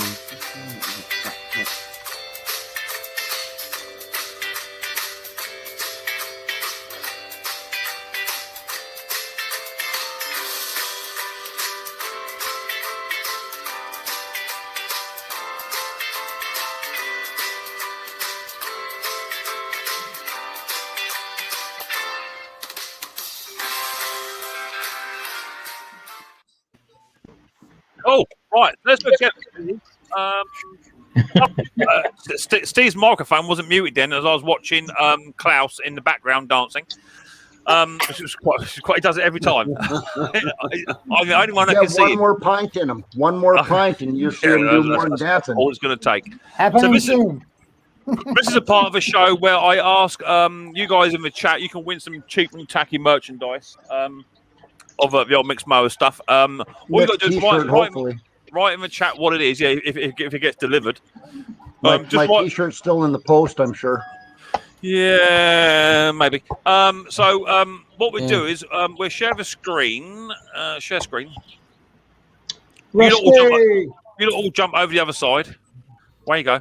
That's it. And this one may go quite quick. Let me know what this is, please. And the winner is Steve. That's a bull's nose horn. I reckon Ken will get it.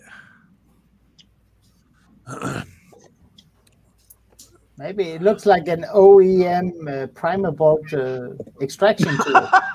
No, you did not say that. Yeah.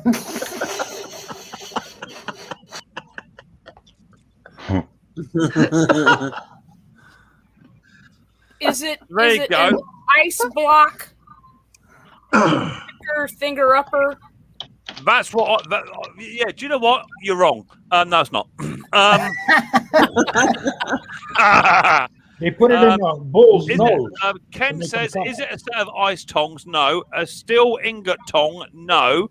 Is it for bull's nostrils? No. Is it a nose picker? You must be from Devon. No. A bull ring fitter? No. A test tube holder? No. A clamping tool? No. Is it a retainer clip? No. A seagull with a bad beak? No. Pinchers? No. It's a bracket for a doer? No, it's not. Any ideas, people? I thought it would go quite quick, to be fair. Let's see a picture again.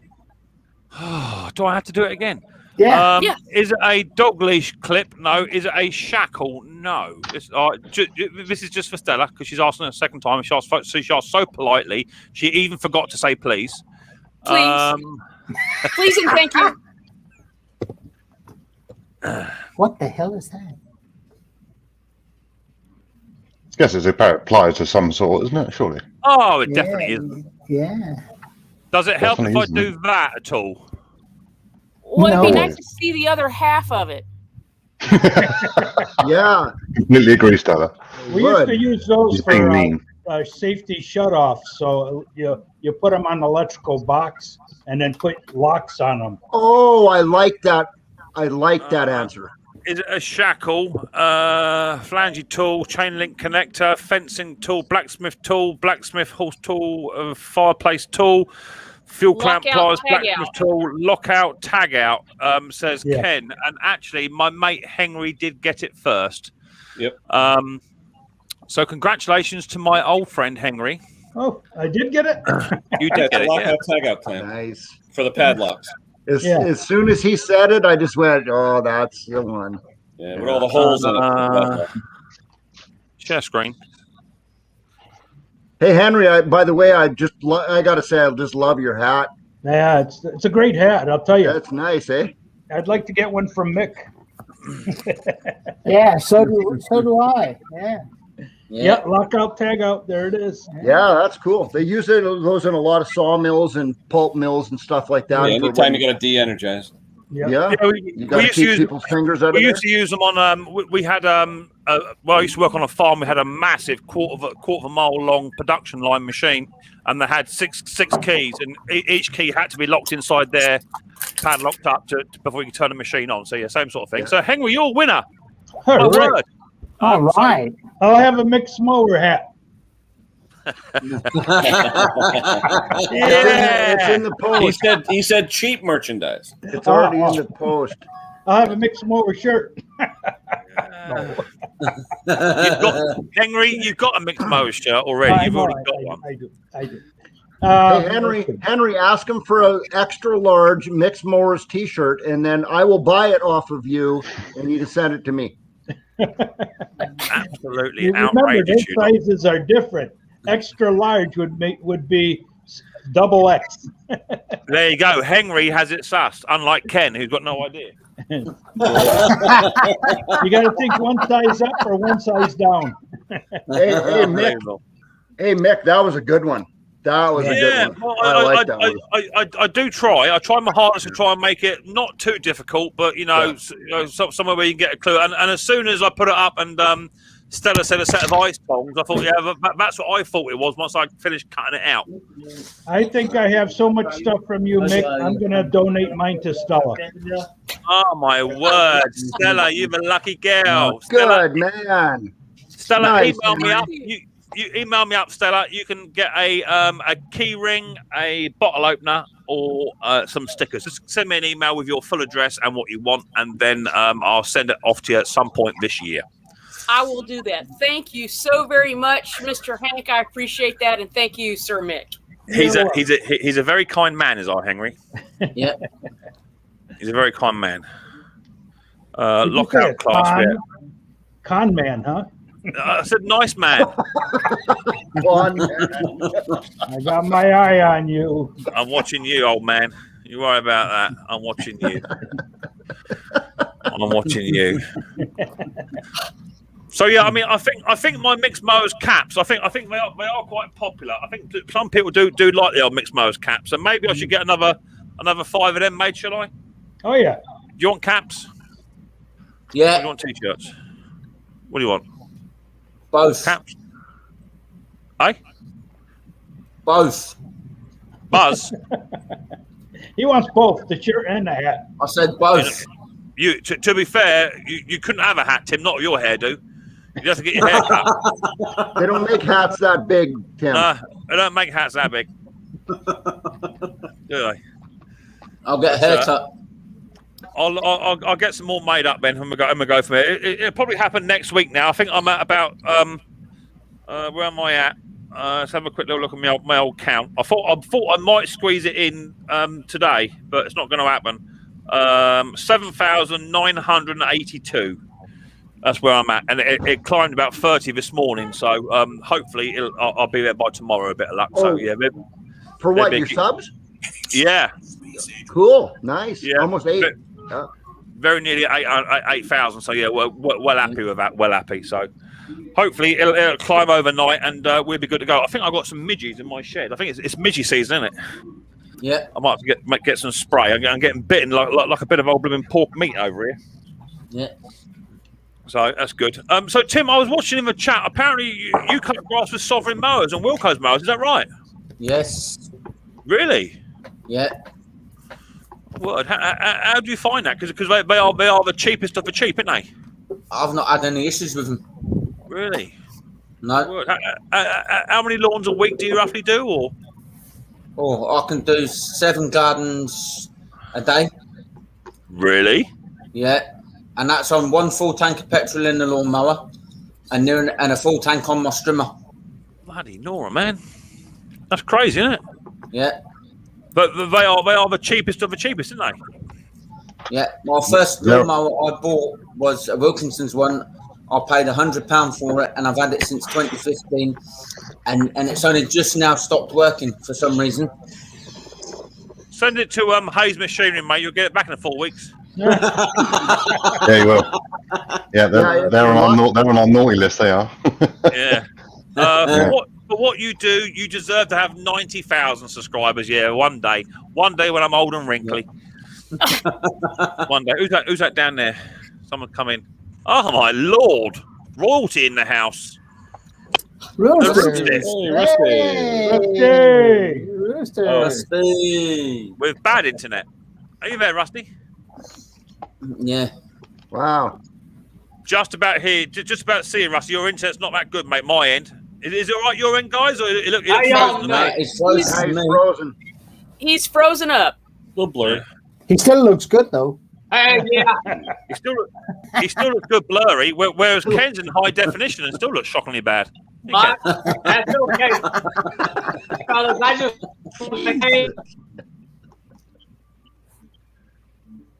every other word on it. Everyone just wave. Hi, Rusty. I just wanted to say, hey, I'm way off I'm just trying to work off the ball. Quite foggy over there. Hey, Yeah, Rusty, I I've just told wanted you a y'all to see million me, so I'll times, go. stop downloading porn when you come on the stream. It screws with your bandwidth, man. It's not. It's the worrying thing is what kind of porn is it? That's what I'm worried about. If As long as it's not rusty, Steve, you it should be ain't okay. the download, it's the upload. All I'm saying is they don't call him the rusty rooster for nothing. That's all I'm saying.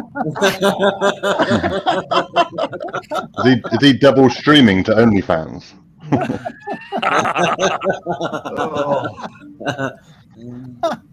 Well, how you doing, Rusty? You doing all right, buddy?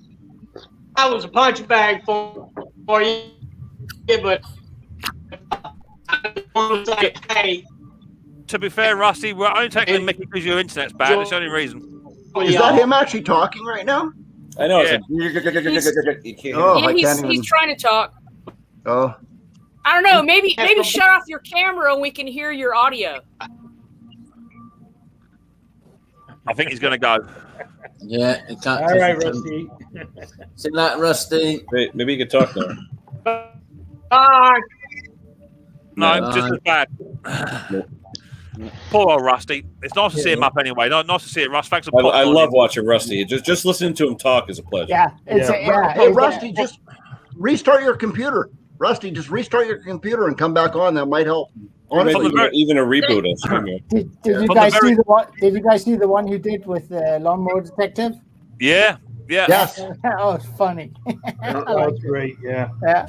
From the day the one who got pulled over. Yeah. Pulled over by the cop. Yeah. Well, Mick, that reminded me of the one where you went searching for that grass bag. And, and that was hilarious. And at the very end, I was like going, God, who is that kid banging on the door? I didn't connect the dots at the time. That was hilarious. That was well worth it. That video where I had, to be fair, I did ask Steve. He said, no, I don't want to do it. I did ask lots of people to do it. They said no. But that took about 6 months to make that video. Which one, Balmoral? No, the hater grass bag where I had Bruce, Terrell, Zippo. Yep. Pete was in it, and a few didn't others. invite me. To be fair, Ken, I don't think you were even on the scene back then. My man was in it. Yeah. Motor Man was in it, yeah, and Retro Restore. My man was in it. Yeah. Double wide 6 was in it, right? No, not double wide. No, Bob wasn't in it. Huh. I saw Bob got a nice shout out from Terrell today. That was nice. Yeah. You got a shout out? No, Bob got a shout out from Terrell. Yeah. Oh, cool. Yeah. I think the small engine community is starting to really get involved with each other now, which is fantastic to see. I mean, if you go back a year, people like Steve, you never see Steve on someone else's live stream. You never see him. Never, ever, ever, never. You know, people like Bob, you never see him. Bruce, you never see Bruce either. You know what I mean? And now, they're starting to really mingle amongst us, and it's a fantastic feeling, right? When you get someone like Steve come up onto the panel, and then you get Bob come up as well, and it's a nice feeling. I know that DNR, he went live the other week, and I think I was up there, no biggie, and then Steve popped up to say hello. And DNR was off the chart. He could not believe he had Steve Small Engines in the house. Do you know what I mean? Yeah. People hold you Steve. I'm not joking. People hold you in really high regard. Yeah. And when it's a bit like me on my Christmas live stream I done last year.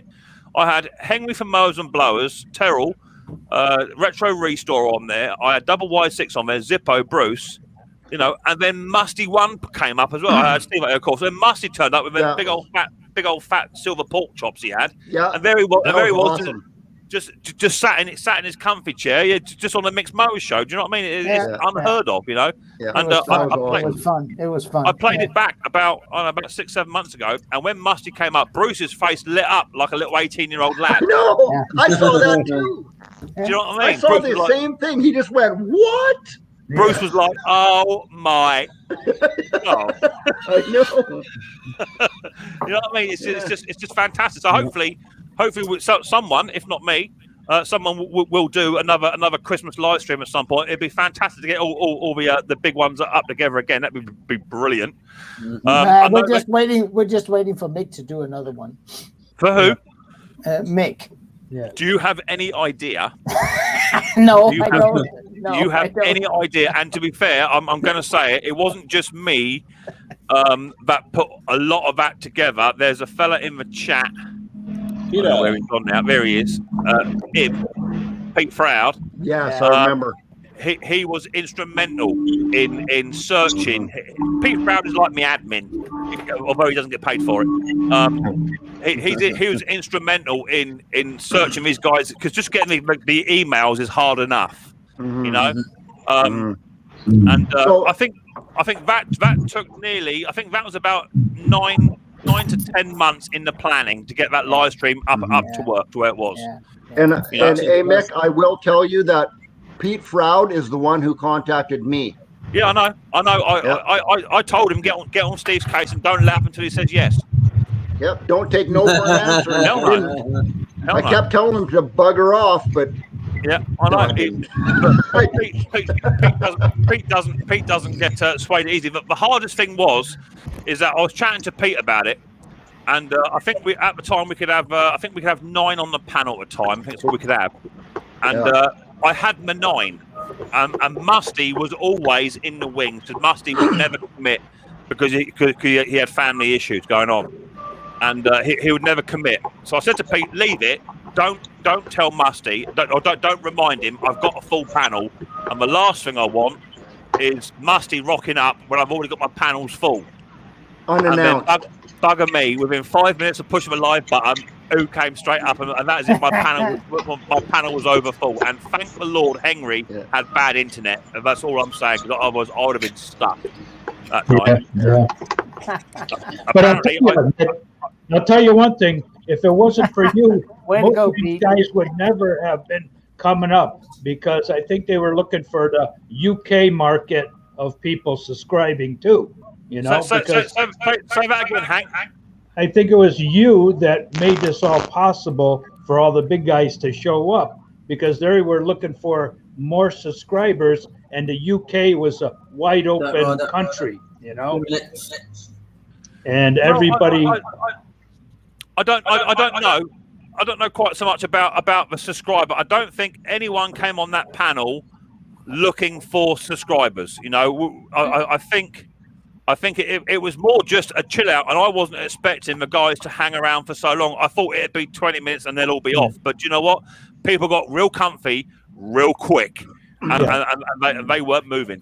Well, I'm not talking about the Christmas show. I'm talking about in general, you know. Yeah. People, you know, it was starting to get stagnant. You know, nobody was really signing up or subscribing, and then you came out with these talk shows, and everybody wanted to get involved in them, you know. I am a bit. I'm a bit like the UK version of your Oprah Winfrey. Yeah, I am a bit like that. There you go, Vanessa Phelps. Yes, especially with the hair. I noticed that. You're gone. You're gone. You cannot say I'm Vanessa Phelps. You're wicked.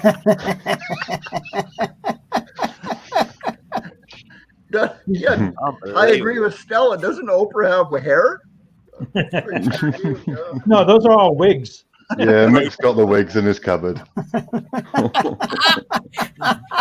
That didn't even need to. That was just a guess. True. Look at, unbelievable.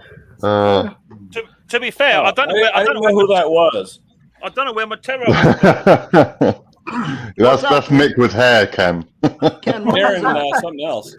That is Mick with hair. See, so now you got root bag laughing at you. See, there you go. DNR's late in the house. Cheers, DNR. Thanks for popping in, mate. Nice to see you. But no, I mean, it is nice to see, and also now we're seeing a lot of the, I say smaller channels. I'm only a small channel myself, but we're seeing lots of the other channels now starting to creep up. You know, DNR Small Engines, Lawnmower Detective. Hell, even Henry's doing them. You know, Ken goes live about 16 times a day, every day. Anyway, we used to not Henry. You know, we used to Ken going live every day. In fact, we generally see Ken go live at every meal break. So pretty much, you know, throughout the day, Ken will go live. But you know, it's good to see, you know, and this is where the community really does help each other out, you know, and people like our old mate Bruce, who's not here tonight, you know, he's doing what he's doing at home, and you know, the community all pulls together to show a bit of support for the old boy, you know. So it's good to see. I like it. I love his live streams, and they're no work at all. Absolutely, you know, so many people say, "Oh, doing a stream is so much hard work," and this, that, and the other, and just hit the live button and start talking. It ain't hard, is it? Hey, James, that's a lot of woman, boy. I tell you. Yeah, that is Mick with hair. Wow, that is a lot of woman. Where? Vanessa, what's her face? Yeah, I'm telling you, that's about a lot 20. Of women. That's about 20 years old. Hey, James. Wow. Yeah. You know, even you know, when she fills in for Jeremy Vine, you wish Jeremy Vine was back. Oh, trust me, it looks like she fills in. That's for sure. She can fill in, all right. And in fact, Yeah. I think that dress you had on there, Ken, was actually a plus size dress. It's just got one of them vacuum pack holes in the back. Oh. And when she got it on, they just put a hoover and put it on suck, and it just made it into a. Then they show a picture next to it. It looks like she's all deflated. Yeah, she's done it like now, mate. I tell you, she looks like a bag of nails now. Photoshop. You're welcome, DNR, mate. You're welcome, mate. What is she, like a TV host? What is she? Used to be. Yeah, bit of a has-been. Used to be. Now I think she now does a lot of PA for a company called Hayes Machinery. I think something like that. Spokesmodel. Zing! Yeah, she's just the other side. It's fine. She'd be in the kitchen eating the buffet. She's out in the back with a feed bag. She's a massive fan of Right Said Fred. Ow! Yeah. Rude. I tell you, This is brutal. This is brutal. There's no holding you back tonight, is there, Jack? You wait. Do you know what? I was so well behaved on your live stream. It was untold. I know, brilliant. You took the mick out of Josh more than me and Will. Oh, he did. He deserved it. But I was so well behaved. You wait till next time. I'm not going to be as well behaved. Oh yeah. I thought, you know, take it easy. James's first live stream. Yeah, no. You wait till next time, James. You're going to get it. Right about that. But no, I think you were saying about the live streams. You know, the perfect timing with regards to lockdown last year, wasn't it? For that to give it a real boost for everybody. They had time on their hands. It's been a perfect time for you to get it going, Mick. And I think that we've all got to thank you for creating this community. I would have done it before it was individuals. Now it's community, isn't it? James, I agree 100%, man. That's why I come on here, because this is my hangout spot. This is where I relax after a week and cool out and just BS with you guys and answer some questions if we can and see all my buddies on here. This is really cool, Mick. Don't stop doing this, please. I have absolutely no intention of stopping. I think my biggest not fear, my biggest worry is that sometimes it can become very, very difficult. Not tonight, because we've got an absolute fantastic, you know, panel up here tonight. Other nights really, really struggle just to get someone to come up on the panel. Some nights it could be the football's on or all down the pub or whatever it is, and you get a couple of people up. I'm not going to name them. You get a couple of people come up, they just sit there, say nothing, and they think, "Oh my Lord, I'd rather have a tooth pulled out." It's really hard work for you, Steve. It's just the way it is. For you, Steve, it's different because before you started doing panels, you used to do a Q&A, you know. So you would have 300 to 400 in the house, and that's easy to do because all you're doing is you're reading questions. All right, the hard bit is answering a question without a doubt, but you've created your own content by people asking questions, which is great. But then when you started getting a panel up, you then realised quite quick that you were talking more than you were answering questions, you know? And I think you realise that. And were you not a bit concerned that, you know, people are coming up to ask you questions about machinery, and in fact you're sitting there chilling with Mick at 2:30 in the morning, just talking about rudimentary stuff, you know? So it's difficult. I've got no intention of giving them up. I've been doing live streams now for about a year and 3/4, something like that. Nearly every. I must count on one day how many I've actually done. But every week my numbers go up. I'm holding at 80 in the house solidly throughout the entire stream, which is fantastic for me. And people always tend to enjoy themselves. So I've got no qualms in, you know, staying here and just chewing the fat. I quite enjoy it. I do too. I think everybody does. That's why we're here. What about you, Ken? Do you enjoy your live streams or?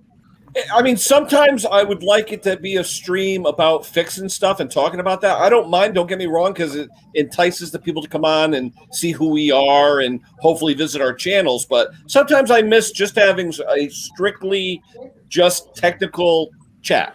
You know, the problem is, Ken, and I've had this issue, is that as soon as you hit that live button, you don't know who's coming up. You don't know what sort of day they've had. Yeah. And you just don't know which way your stream's going to go. I mean, you imagine right now, if we're sitting chatting, right?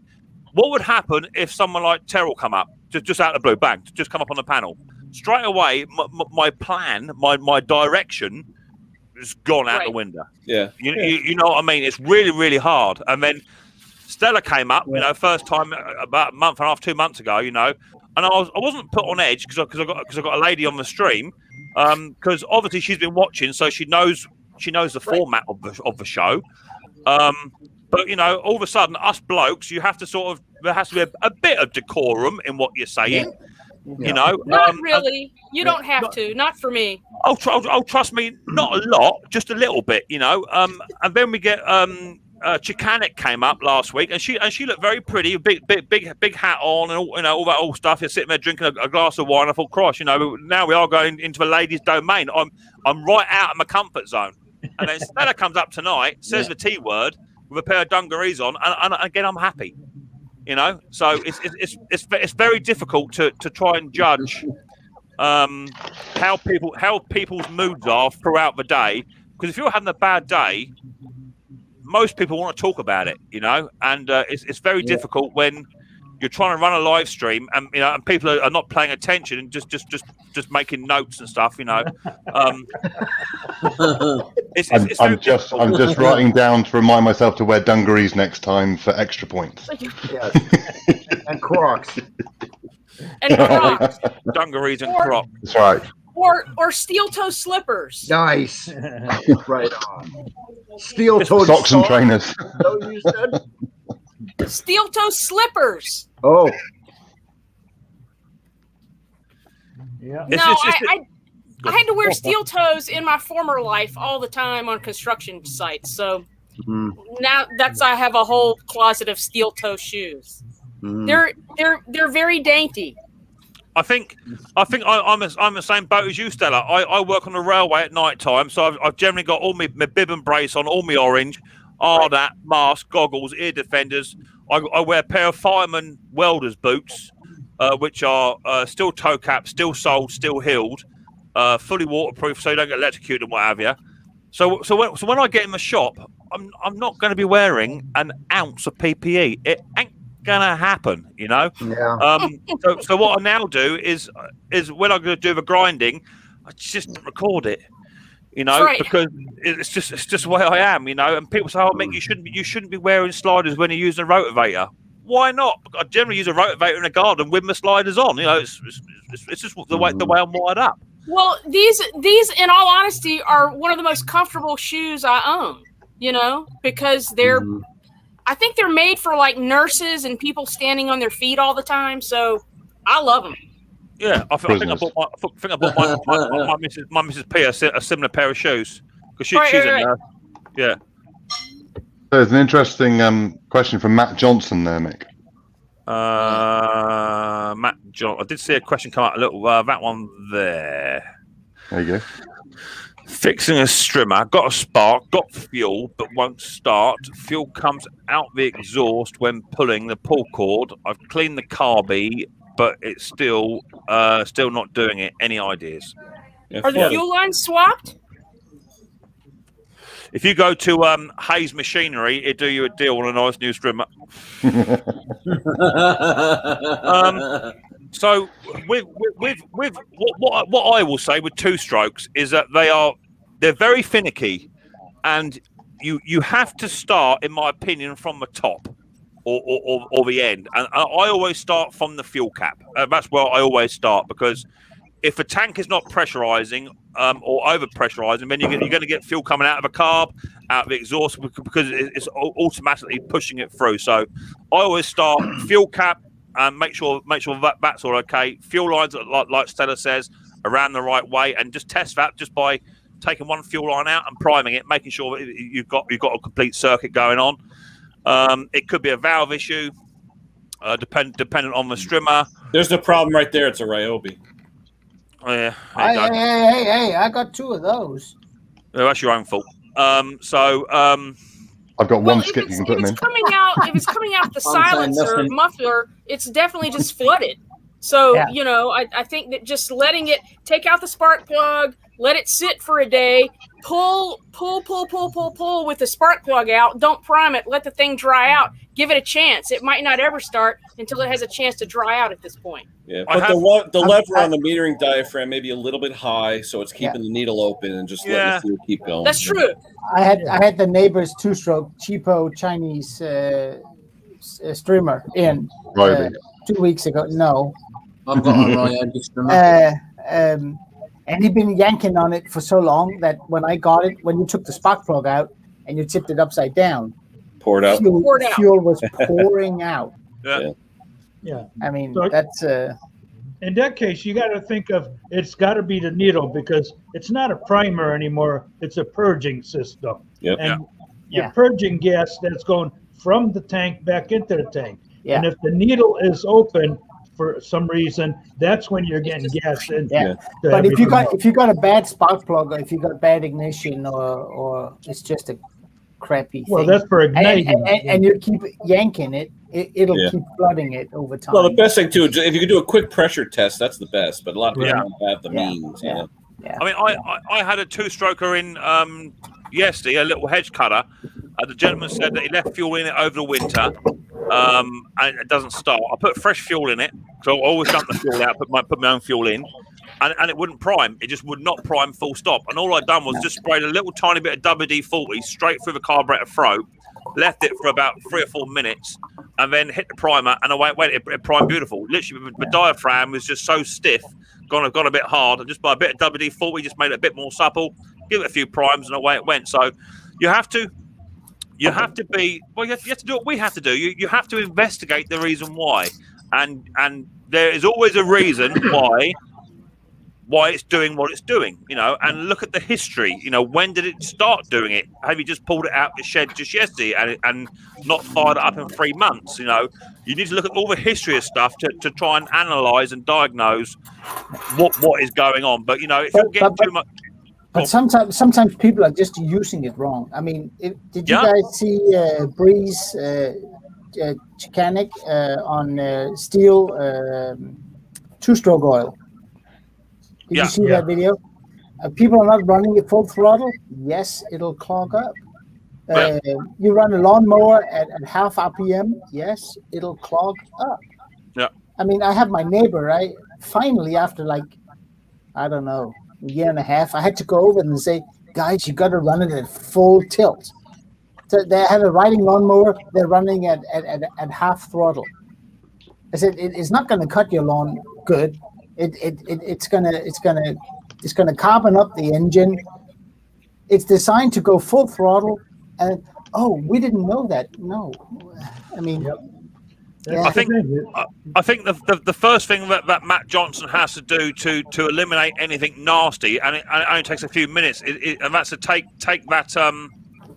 that muffler off, the muffler off, and have a look inside that exhaust port. Pull the piston down very slightly and have a little look, because if you've got big score marks in there, that's another reason why you're getting fuel coming out through, because it's passing through. So that's all the things that us small engine guys and girls do.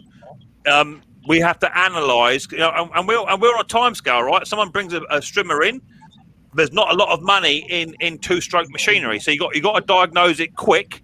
You got to diagnose it right to make any money out of them. So you have to go through those entire processes quite quickly to diagnose your faults. And if you look at all the videos that we do, some may seem a bit far-fetched. Yeah, you got that running very, very quick. Yeah, you might have worked on it half an hour beforehand to try and diagnose a problem to begin with. But the bulk of people that work on machineries that I see on videos, they are diagnosing pretty much correctly. I diagnosed incorrect yesterday, but that happens. But you have got to do your diagnosis and all that sort of stuff. And 9 times out of 10, even if you don't get the result you want, you will get a result, and that result will then lead you on to the answer that you require. I think is what I'm trying to say. I got a question for the steel dealer, if it's okay. For who? For the steel dealer. Yeah, there he is. Now, I was watching Mo Medic 1 the other day, and he was carbon cleaning a Formix steel trimmer. And he was using a substance he poured into the cylinder, a decarbonizing liquid. And I found the steel number on it, but here why, at least in Denmark, it does not come up. It's not available. It's not... And I was wondering, would that be something that would be accessible here? It's a kit. I mean, you have a Formix. It's got a solid top. You can't take the head off, and you want to decarbonize it. And apparently, the factory recommended method is to pour the liquid into the cylinder on top of the piston, open up the valve so everything gets saturated, leave it there for a bit, flush it out, and restart the engine. But I was looking for that liquid because honestly, I haven't seen a decarbonizing liquid ever. It's probably, I'm not aware of one, Klaus. It's not one that we're aware of. Yeah, they have it. Yeah. Kerosene, do kerosene. Yeah, just brake cleaner. Yeah. Well, no, Berryman's is pretty close to the steel decarboning fluid. They say that we cannot get that stuff here. It might just be an American product because obviously still over in the States they've got different access to different things than we've got access to. Yeah. And same, vice versa. So it might be that, but either that or I did see someone ages ago, and I'd never tried it, but using an injector cleaner. I have a cleaner for EGR and turbo on the hot side. And can I just intervene very quickly? Just want to say thank you very much to my moderators in the chat. You're doing a sterling job. And anyone else that is listening who wants to come in here and play the fool, my moderators will take you straight out. So if you want to go and play somewhere else. You don't have to play here. You can go and play. There's lots of other streams where you can get up to sort of stuff. Thank you very much, guys and girls, for keep that moderating work. I do very much appreciate it. I don't get it. People can get in trouble on the chat, but I can drink beer here. So why don't they just come on up here? It's much more fun. There is a link. Come on up. Feel free. Yeah, there you go. See how big your balls are. Yeah. Close. That's not why they're getting in trouble. Oh, sorry. Yeah. Read back through that. You got a part number. Hang on, let me open up the Steel Dealer site, and I'll All righty, now we're talking. I can type the part number in. Ken, number, please. Let me see if I can read it. You're nicking on my bandwidth now. I have worked at so many steel dealers in my life, and I have never heard of that stuff. Hold on. Yeah, I've heard of it. I don't know anyone that has used it, but I've heard of it. Hold on.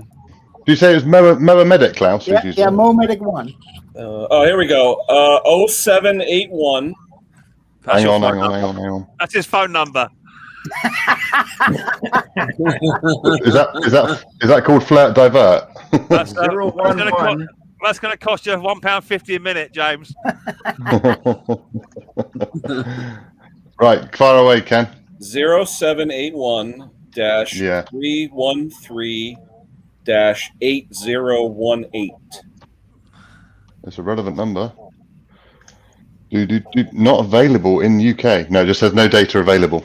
I'm going to try one. I'm going to put that in somewhere else a second. Because generally all of our numbers start with 1s and 4s, but. Well, I think that's a good thing because I think that's a load of crap. Well, the problem is on those, because it's a Formix, they do tend to carbon up a lot. They had a recall, I think, on the exhaust valves or something on those. Just sell them a new one. Sorry. That's right. Here's a machinery. I'll send them a new one. What, Steve? What did you say? What was a load of? I just can't see. Oh, here's actually what it is. I have taken so many Formix steels apart in my life, and I have never seen one That's a cycle. Carbon to the point where you need. That's the same as my toothpaste. All right. Chemical It's probably too toxic for us Europeans to handle. Yeah. There's a question I there. What's the bent push rod? It's just like when you pay the dealer $150 to clean your injector. Same thing, right? Push rods. Yeah. Okay. £200 to clean a car. No offense, by the way, to Mower. I haven't actually seen Mower Medic 1's video yet on that. I'm going to go watch it again now. Yeah. But no offense to him if he's watching or anybody, like maybe that stuff works. I don't know, but I'm just very skeptical. The directions say you have to leave it for 8 to 24 hours. Yeah. But I think what he was doing was he was just following the recommended service manual steps. Yeah. But he did it a step further by opening up the valves and letting it all hang in there. Yeah. I think kerosene would do the thing. My real question would be is why did it get so carboned up if you're using the latest and greatest fully synthetic oil? See, I had to decarbonize all the antique stuff from the 60s. I think that's the problem.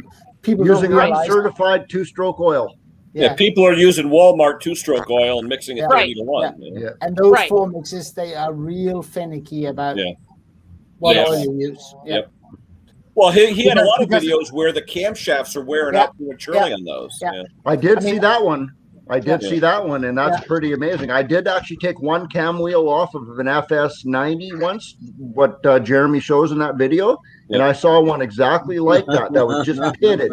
Oh, yeah, when they start losing power, that's the first thing. But if you, honestly, guys, if you use the steel Moto Mix premix fuel, that issue will not come up. Yeah. I agree. I actually agree. Yeah. Well, he showed. I thought he showed the lobe of one of the cams or something. It was all eaten up in that video. I don't remember, but yeah. Yeah, but you're right. You're right. That's what he showed. But I guarantee you use the. It doesn't have to be steel Moto Mix. It can be any premix. True fuel, whatever. Yeah. And you use it 50 to 1. Do not overdo the oil thing. It will not happen. You'll have other issues with it. It still get worn and all that, but the lobe being almost eaten away, it's not going to happen with the premix. Well, the other thing too is if they buy the little cheap bottles, some of them are 2 ounces, some of them are 2.5, some of them are 3 ounces, and they just pour the whole bottle into 4 liters or a gallon of fuel. That's because Stella, it says one shot. One shot does it all, so just throw it in. Right. How many have customers though that do it by eye? Oh, I do. Yeah. and a bit for luck. That's it. A little extra cash. It's one of the in first. In the antique scooter world, you use a 2% mix cup, which is. What is it, 50 to 1 or whatnot? You just fill it up and it has little gradations of, if you're filling up, 1 liter, 2 liters, half gallon, 3/4 of a gallon. So I don't know. What do you got there, James? I saw that. What are you showing? Gary Baker asked where he could find a Husqvarna 122C. Mick's going to do it. 122cc trimming head. I've got one in my hand. He said he can't find one anywhere, so there's one. Yeah, well, Hayes Machinery. Now, does Husky make the heads like Echo does? They call it the easy head, where you just pull the one piece of string and then wind it up? Yeah. Oh, yes, they do. You all right? You got the ball moving? You all right? Talk amongst yourselves. I got a bit excited. Hang on, I'll be back. I hope he's not going to the toilet. He brings out a Speed Feed 300. He's bringing out a Speed 3. Yeah, the Echo Speed Head is the best. I love those. Yeah. And the Echo you can use on all of them too. And whatever James is selling it for, I'll do it for 20% less. Now the Echo Speedhead is a great invention. I love it. Just pull one string through and you're done. I love speed feed heads, man. Yep. Yeah. Love them. Oh, yeah, no. 12 feet of string. Yeah. Put it in there. Half the Speedhead, I think, takes 20 feet. It's pretty good. It does. It's a bigger head, yeah. 20 feet of 090. Yep.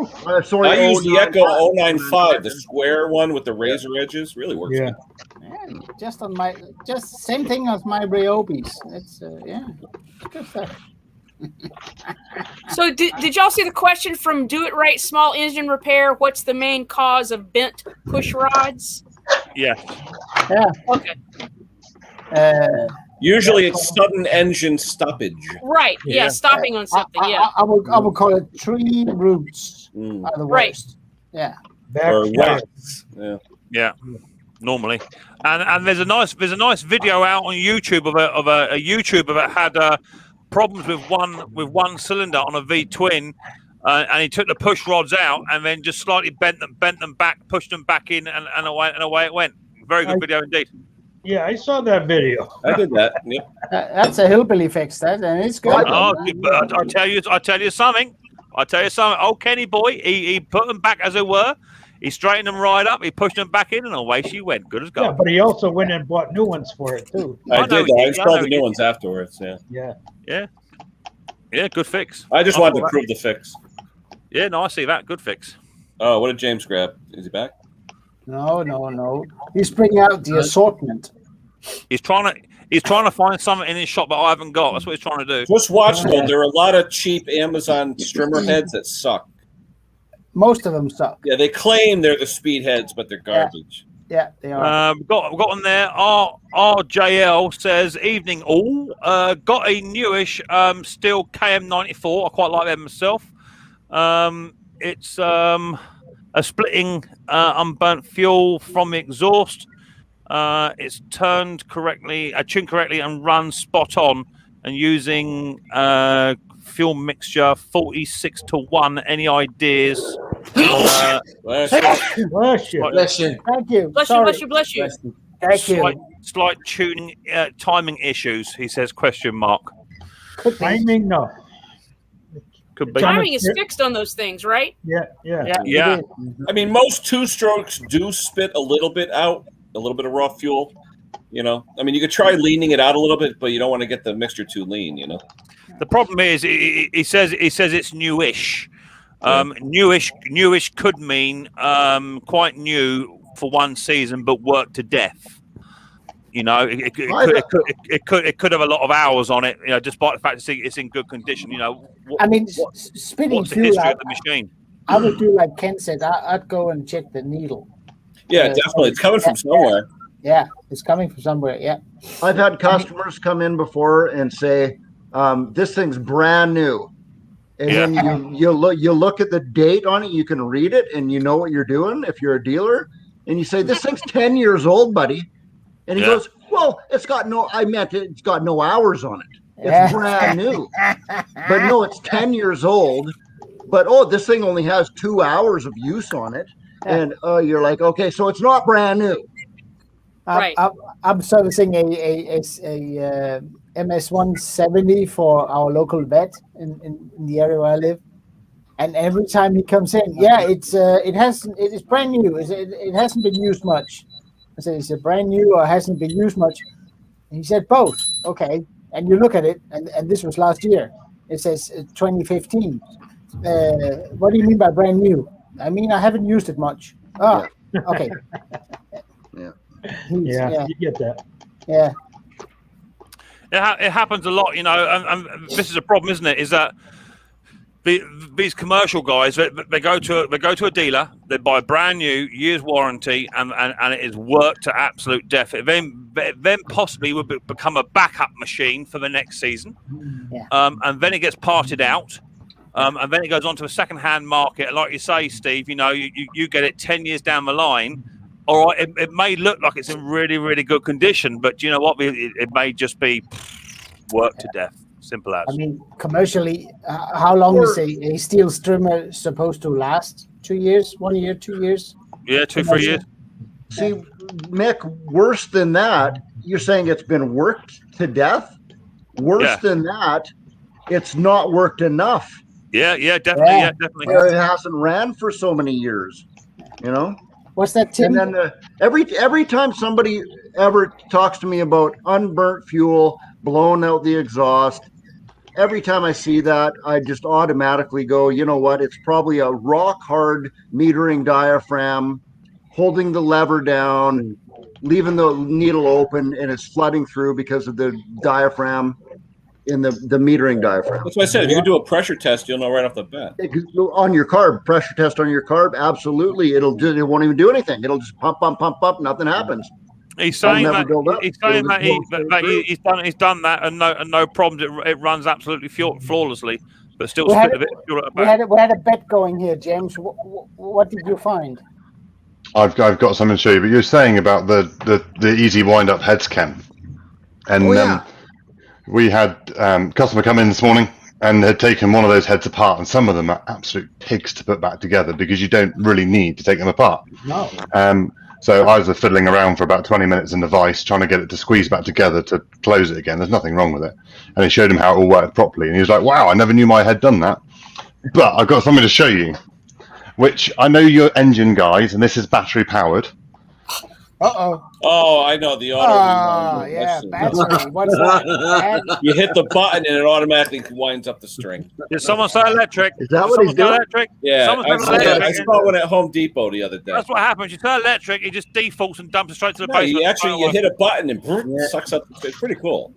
So what you got there, puppy? No, Ken, it's not that. It's magic. Yeah. So I've got only a short bit. Is that an Ego, James? It is an Ego. Yeah, we're massive. We're probably one of the largest independent Ego dealers. That's what I saw one of those in the world, obviously. But yeah, so this literally, you just have your cord. I'm going to try. My camera's back to front, which doesn't help. Push it through. It's like a get it to halfway, exactly like a speed feed, and pull it so it's even. Yeah. That'll do for demonstration purposes. And you got a little button under here. Yep. Yeah. And then you just go.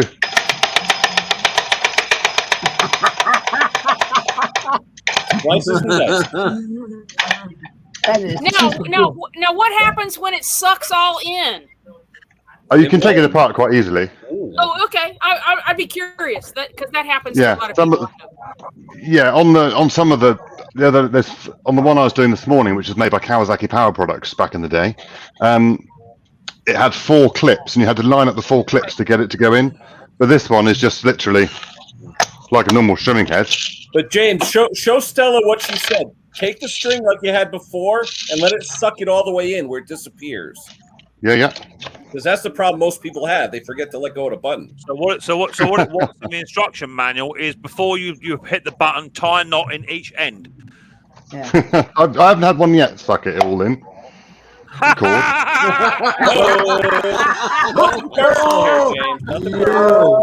Dirty boy. Oh dear! No. I think I did once. I was drunk. I don't know. James, I won't admit it though. No one's been brave enough. That's all I'll say. James, you wait till your next live stream, buddy. I got you. Right, so you ready to watch me suck it all in? Yeah, suck it in, baby. Just for Stella and Ken. Yeah. Don't stop. Nearly there. Don't stop. Stop! What am I going to do? This is the magic. This is where I open it and there's nothing in it. There you go. It's like there you go. Snake in a can. So you just don't hold the button down. But it's that easy, you know. Yeah, but I had a customer come to me though and said, "I don't know where the string went," and he did that. He held it all the way down. Like, I lifted it up and I go, "It's right." He goes, "How did you do that?" And I'm like, "What?" Wow. Yeah, amazing. We've been doing these. We've been doing these for 2 years now, and I can't say we might have had a couple issues, but that's generally where typical strimmer head. Someone wraps a load of thick grass in around that rim, and it pulls it away from the gear. But you get that on a normal petrol strimmer in some circumstances where the head isn't. Usually with me, it's fishing line. You get fishing line class. Yeah. Have you guys seen fishing line? Yeah, we get that a lot around here too. So Stella, now that you've seen James suck it all in, do you want to have a quick smoke and come back in 2 minutes, or are you all right? I'm fine, thank you. I was going to say I like to watch, but that wouldn't sound right. So Oh my lord! I know. I saw James get all excited and run away. I thought he was going to take care of himself. Do you know what the really scary thing is? Is that, do you know what? It's a really, really good idea, man. Do you know what I mean? Oh, they're great trimmers. They really are. Without a doubt, you know. And I think the fear is actually the wrong way in perception for us small engine nuts, isn't it? Is that, you know, most of us are not scared of the evolution of the electrical devices, because it's coming in regardless whether we like it or not. But I think we have to change our mindset, and there's always going to be small engines to work on regardless in any criteria. Yep. But some of this battery powered cordless stuff, some of it, do you know what? It's really, really good kit. You know, and some of it this happened in the dealer network about 3 or 4 years ago. There were dealers who we adopted battery probably 6 years ago, but then 3 or 4 years ago there were still dealers going, no, it's not for me, it's going to harm my service work, I couldn't possibly do that to my workshop. Well, we get just as much battery stuff through the door as we do petrol. Yeah. You know, so it's out there. There's plenty of it out there, and it needs repairing. All the parts for all the Ego stuff, all the parts are available for the Ego stuff at hayesmachinery.co.uk. One thing I found out with the Ego when they first came out, though, James, the battery was kind of heavy and big. Yeah, it still is. James, you know what that is? A shameless plug.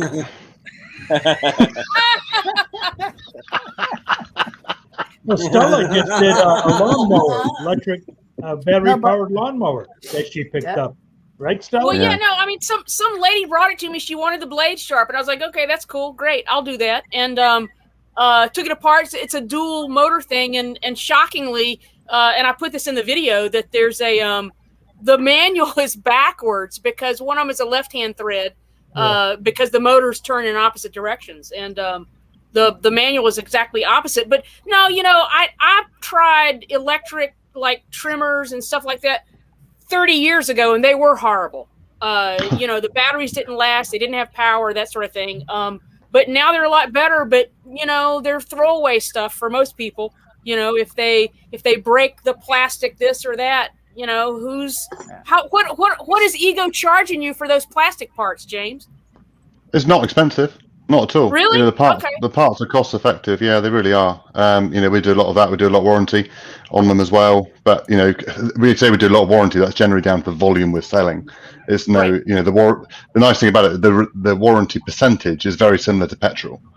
So it's not like we're seeing less of it through the workshop. James, what is it? Mostly gears, or what are you seeing for the repair? You know, if you take a long reach hedge trimmer, for instance, you know, obviously where you press the button to be able to change the angle on the hedge trimming head. Yep. You know, the pins on them were weak on a few of the earlier ones. It's that very similar to the petrol stuff. But you obviously don't get the petrol problems, which is anything you find on a standard Titan, pretty much same sort of issues, isn't it? It's different full part. Oh no, it's not. all Titan head attachments, they all break right on the catch. Every single one of them. Every one of them. But no, you know, every product, every brand has an issue, has a weak point somewhere, and the battery stuff's a bit different. Do you guys do robotic mowers? Yes. Yeah, a lot. I know you do, James, but do you guys? Oh, sorry. Yeah, no, it's fine. It's fine. Because I see them from time to time, and my biggest issue is, I can change the blades. Yeah, I can dig out grass from. Yeah, I can blow them out, but diagnosing, don't have the software, so I can either start replacing parts and just send a bill the size of. Right. But the only electrical problems I've ever seen, though, are people saying the batteries aren't holding a charge or it's not lasting that long. That's because they don't change the blades often enough. Yeah. End of story. I mean, if they bought a Husqvarna, or if they bought a Steel, if they bought one of the good brands, it's because they don't change the blades that the batteries wear out. It's that simple. But if you have one of the high end ones with I don't know if it's radar, but it can sense if there's something in front of it. If that goes bad, I mean, how the hell? Right on, Ray. Right on, Ray. how are you going to diagnose that without the software? It's not happening. So that's when you. And honestly, Mick, that's what I'm scared of. Well, that's when you tell them it's no good. It's that I run out of talent because that's when you tell them it's no good, Klaus, and you give them a cylinder mower. Yeah, I try, but yeah. But to be fair, the boards on the robotic mowers, yes, we use software to plug it in, but it's only a simple circuit board. Yeah. Or there might some of the big ones. There's two of them because it's got the phone connectivity. But with a bit of training and several YouTube videos, you can learn how to test that board with a good multimeter. Yeah. Okay. And you can test to see which parts are failing and where that's being pointed to on the rest of the machine. James, so you can see if it's a blade motor or your wheel motor. Are people watching these robotic mowers watching the path as they're with their phone? Yeah, so they have cameras on, but you've got GPS on them, so you can map out a geofence and everything on them. You can set the different heights, the time of day it's cutting. You can change its boundaries, whether it follows GPS or whether it doesn't. There's lots of different things you can do on the phones. But the original ones I know had the wire that you had to bury. The original one. Yes, yeah, they've still got that, but they've launched something called EPOS, which is a pretty much local GPS you put into your flower bed, and then you map out where it goes around the outside of the lawn. But they've just, as of this week, they've launched something called Ciora, and Ciora will mow up to 85,000 square meters with one mower. So that's 18 acres. You mean on like one charge? On one, well, it'll keep going back and charging itself, but at one machine. Whereas the largest before, it would only go up to 5,000 square meters. Yeah. And now they've just launched one which will go to 85,000 square meters. So, that sort of so the golf courses, sports fields, sports pitches. We haven't got a UK pound price yet, but the euro price I think is 29,000 euros. Wow. I'd like to see one of those hit a stump. It wouldn't hit it. It would use its ultrasonic sensors before it got there. Husqvarna is the first one to ever put out a robotic mower in 1995. Yeah, that's right. Wow, yeah. Really? Yeah. 1995, and everybody else is copying them now, and they're still the best. Yeah, they're way up here. Did you just say they're still the best? They're still the best. Honestly, being a Stihl fan that I am, Husqvarna robotic mowers is the only way to go. I mean, it really is. And Stihl does make one now. It's called the iMow. Yeah. It's kind of the same, but it's a different blade. It's not the razor blades. It's an actual lawnmower blade on it. Yeah. And I went to Husqvarna school, technical upgrade school, 3 years in a row to do those robotic mowers, the auto mowers for Husqvarna. 3 years in a row to learn how to install them, learn how to fix them and everything. And then I did 1 year for the Stihl iMow. And that's when I actually stopped working for the dealership and just started doing YouTube. Yeah. So, but the Husky auto mower, those are awesome. They're unbelievable. I don't like the Stihls very much. I don't like the Stihls very much because the blade on them is. Yeah, the main difference is the main difference on the Husqvarna's compared to anything else is the way it goes back to charge. So obviously, in domestic ones, you've got your perimeter wire you still bury in the ground, which we've got a special machine to do. And all mowers on the market, then when they need to charge, they find that wire and they follow it all the way back to their base station to charge. Yeah. Even if it's a meter the other side of the base station, it's got to go all the way around to get to the charge to get to it to charge. That's with the Stihl, Stihl, Alco, the Husky has Ambrugio, they're all the same. Whereas with the Husqvarna, they've got the cable coming out of the middle of the mower, so it comes out through the middle of your lawn. Yeah, guide wires. It just spreads it. It's like a dung spreader. It's fine. And it follows that guide wire home to its base station to charge. But rather than just following one track like the others do around the outside, they leave a tram line going all the way around the outside. Whereas the Husqvarna, they follow that line. Sometimes go to the left, sometimes go to the right, and they follow different paths, so they don't leave one path going back to the base station all the time. Mm-hmm. So it's very clever. Hey, James, you know what the other biggest thing between the Automower and the Steel, the IMO, is that the blade on the Automower, they're just razor blades that are perfectly flat. They don't mulch at all. On the Steel IMO, at least it's a little lawnmower blade that has a little wing on the back, a little bit of a wing, so it will actually kind of suck up some leaves, and it will actually mulch a little bit, way better than the Husky Automower. Yeah. That is a big difference. If somebody has a lot of trees around where it's always getting leaves on the ground, then the Steel IMO may be a better option for them, because it will kind of vacuum those leaves up and chop the leaves up a little bit better. Don't you have to use those though, like every 2 or 3 days, because you don't want the grass to be too long to clog it?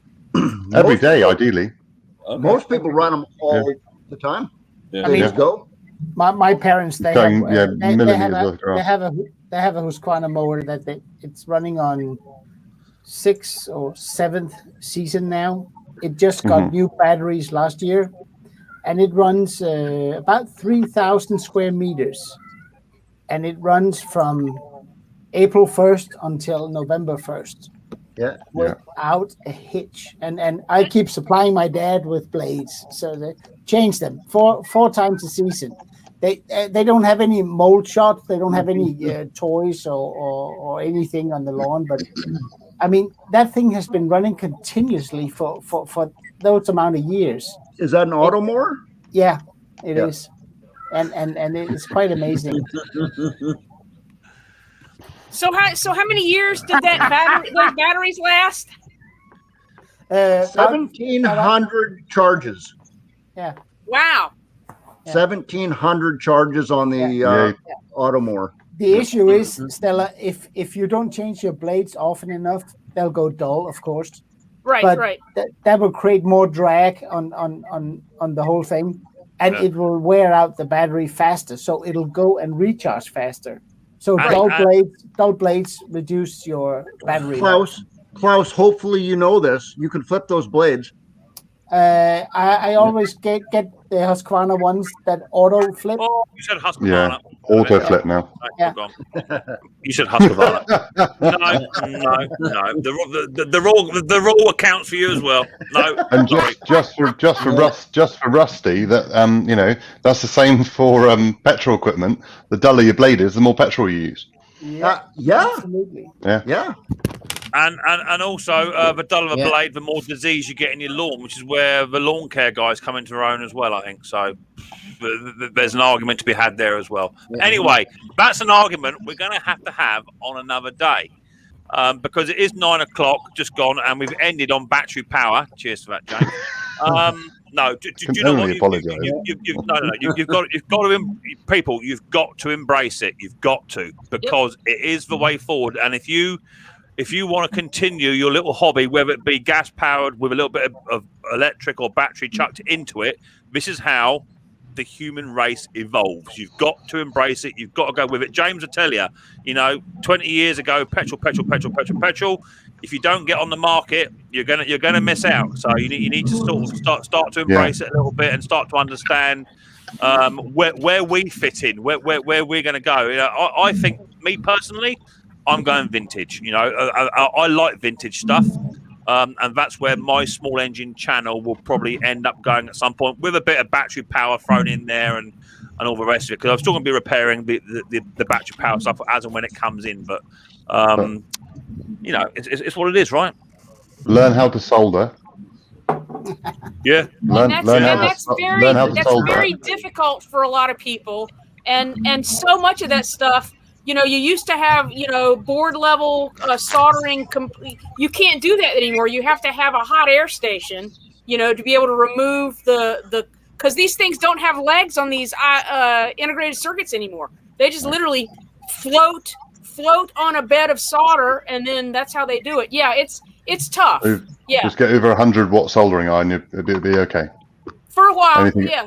Yeah, and sure, but then the other thing is learn how to use a multimeter on batteries and things, how to test batteries. I'm sure we will all evolve eventually, but it'd still be nice to find a big old smoky petrol engine revving away in someone's workshop at some point when we're not allowed to run them anymore. Stinky brakes. Yeah, exactly that. Yeah. A good old. I've got to go. Don't forget, for those of you who have not yet been over to Bruce's shop, go over to Bruce's shop on his last video he's just released. There'll be a load of comments in there that says #WeLoveBruce or something like that. Just go to see Bruce's shop because his old man passed away just yesterday, and let's go and share your support over on Bruce's channel. Leave me a thumbs up or thumbs down on your way out would be much appreciated. And then next week, it's looking like it's going to be a giveaway next week. So what I'll probably do is actually I'll announce what I'm giving away, and then the giveaway will be the week after. It all depends if I get to 8,000 or not. It may not happen yet. We shall see. So that's that. Don't forget, Ken goes live tomorrow morning, brunch, lunch, after 7s is dinner, and snack as well. So go and catch Ken. He'll be live tomorrow. Thank you very much to Ken, Steve Small Engines, Stella. Thank you very much indeed, Lawnmower Lady, Hank, Henry Morski, Tim Palmer. Thank you very much indeed, Timmy. James at hayesmachinery.co.uk and Hobby Motor as well. Go and check him out. Thank you to everyone in the chat. Thank you for my super chats. Much appreciated. I'll catch you on the next one. Look after yourself. Stay safe, and I'll catch you soon. Thank you, gentlemen.